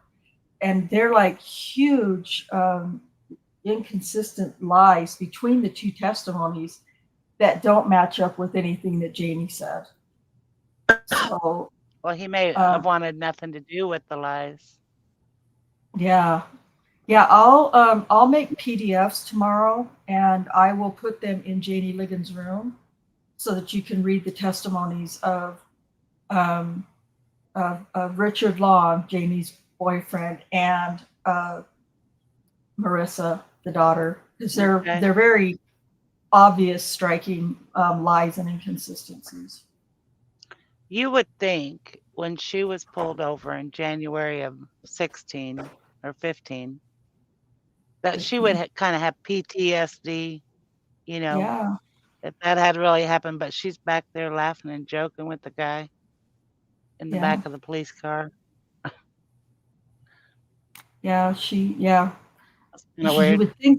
You would think that, and that's something that kind of goes back to, for me, when I go back to her fear of being pulled over by Daniel. Yes, fear for, what she's been seeing going on in the news and whatnot, but also fear of, I am baked. Like Jack said, I'm baked right now, and I'm getting pulled over. I got hydrocodones in my purse. I got hydrocodone in the purse that don't belong to me. And I don't have a driver's license. My ass is going to jail. So I think with, all of that, I think she was afraid that night that she got pulled over for all those reasons. So that's just my opinion. Yeah.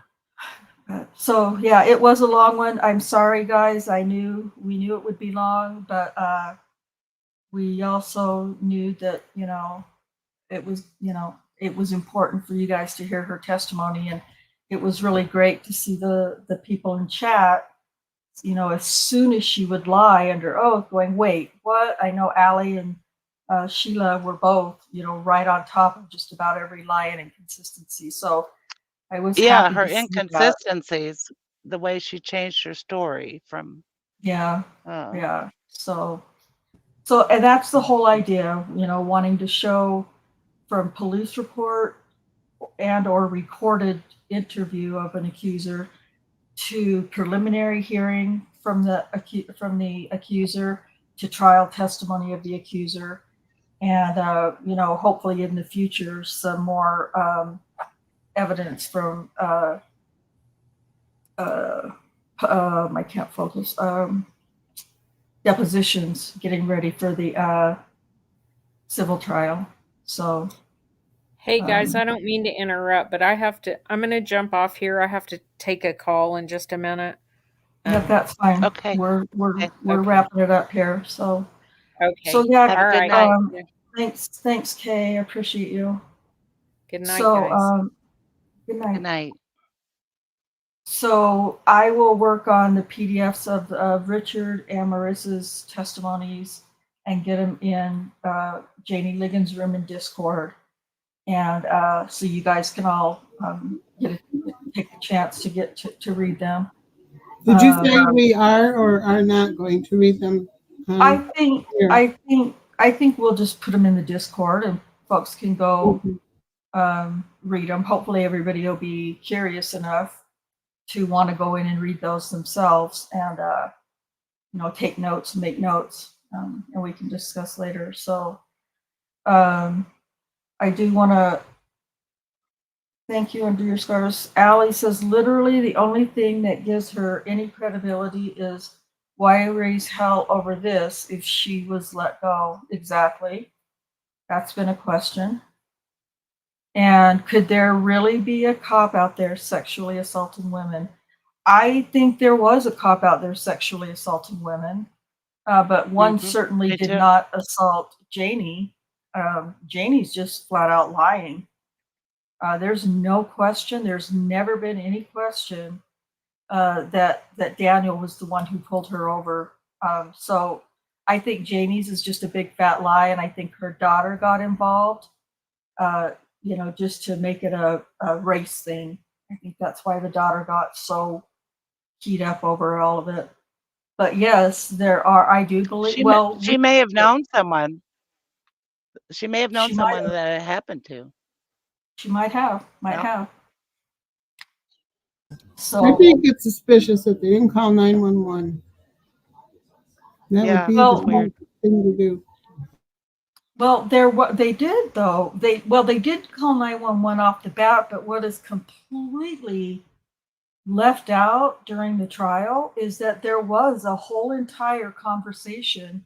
And Cherie, I'm sure you remember this from everything that we've read, that there was an entire conversation had with one of Janie's aunts. I can't remember her name off the top of my head. But she Anthony called Carter her was- aunt, Anthony Carter, who was also on the same lineup as Daniel at Springstone. No, he was.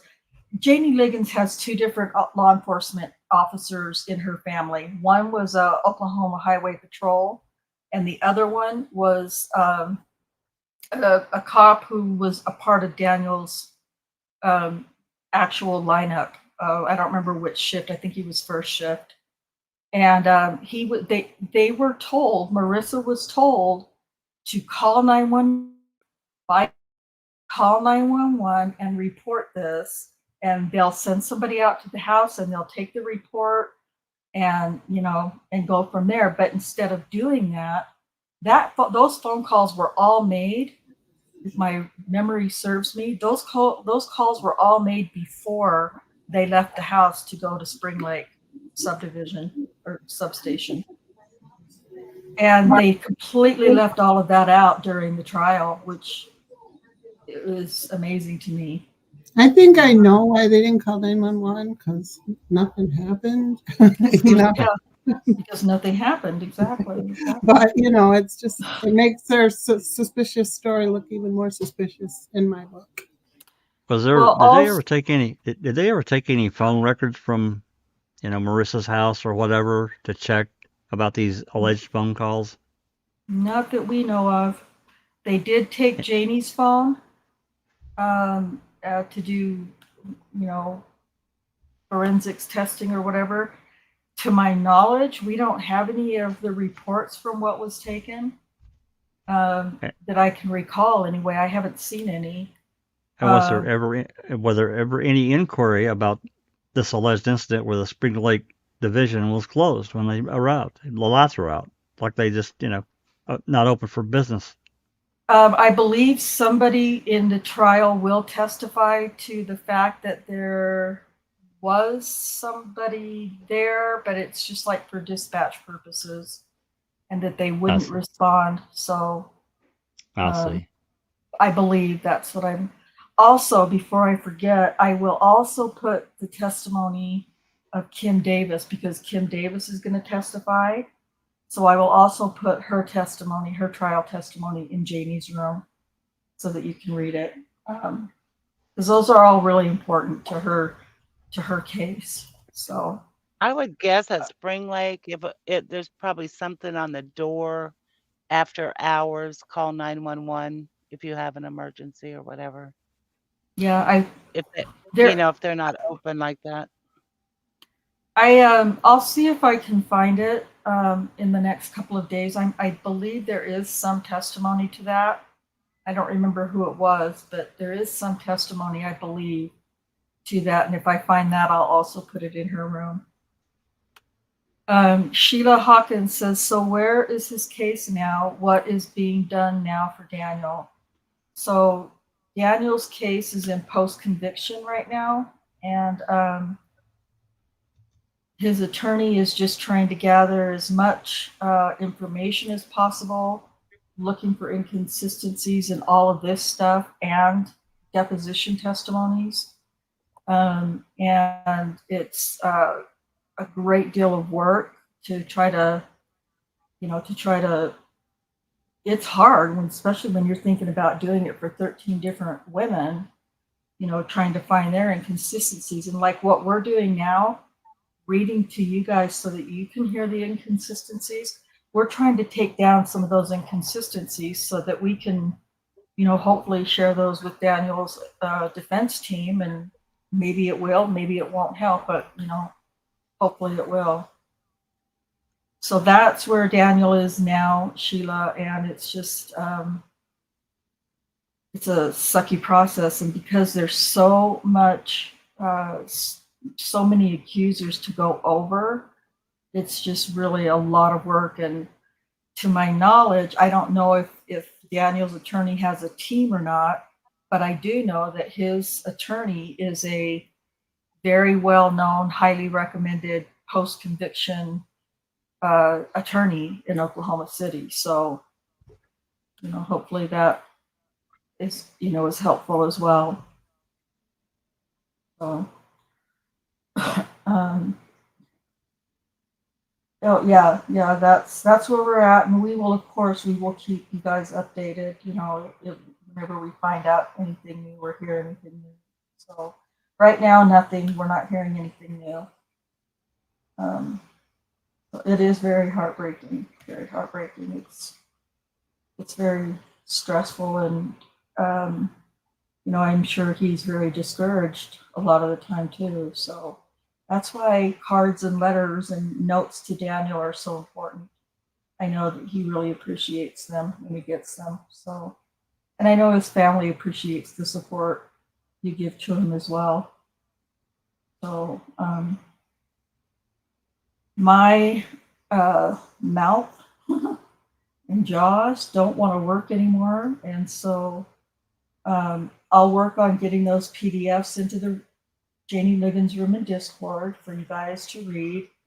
I don't expect to be going anywhere this weekend, except for just some recovery. And so if you have any questions, please don't hesitate to hit me up on Discord. And Susan or Jack or Cherie, do any of you have any last comments to make before we end? I don't. I'm good. Good night, everybody. Yeah, I'm good.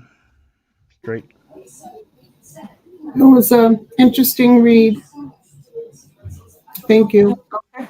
All right. Like I said, I'll start working tomorrow on getting some of those other transcripts done and get them into Jannie's room in Discord, and hopefully you'll find your way there and check them out and read them, because I think you will be very surprisingly interested in what you read. So we'll be back next Thursday, and I'm already working on the Terry Morris accusation. So hopefully that's going to be a great intro into the Terry Morris accusations next week. So if that's all we have, thank you to everybody in chat for all the comments and great questions. And until next week, peace out.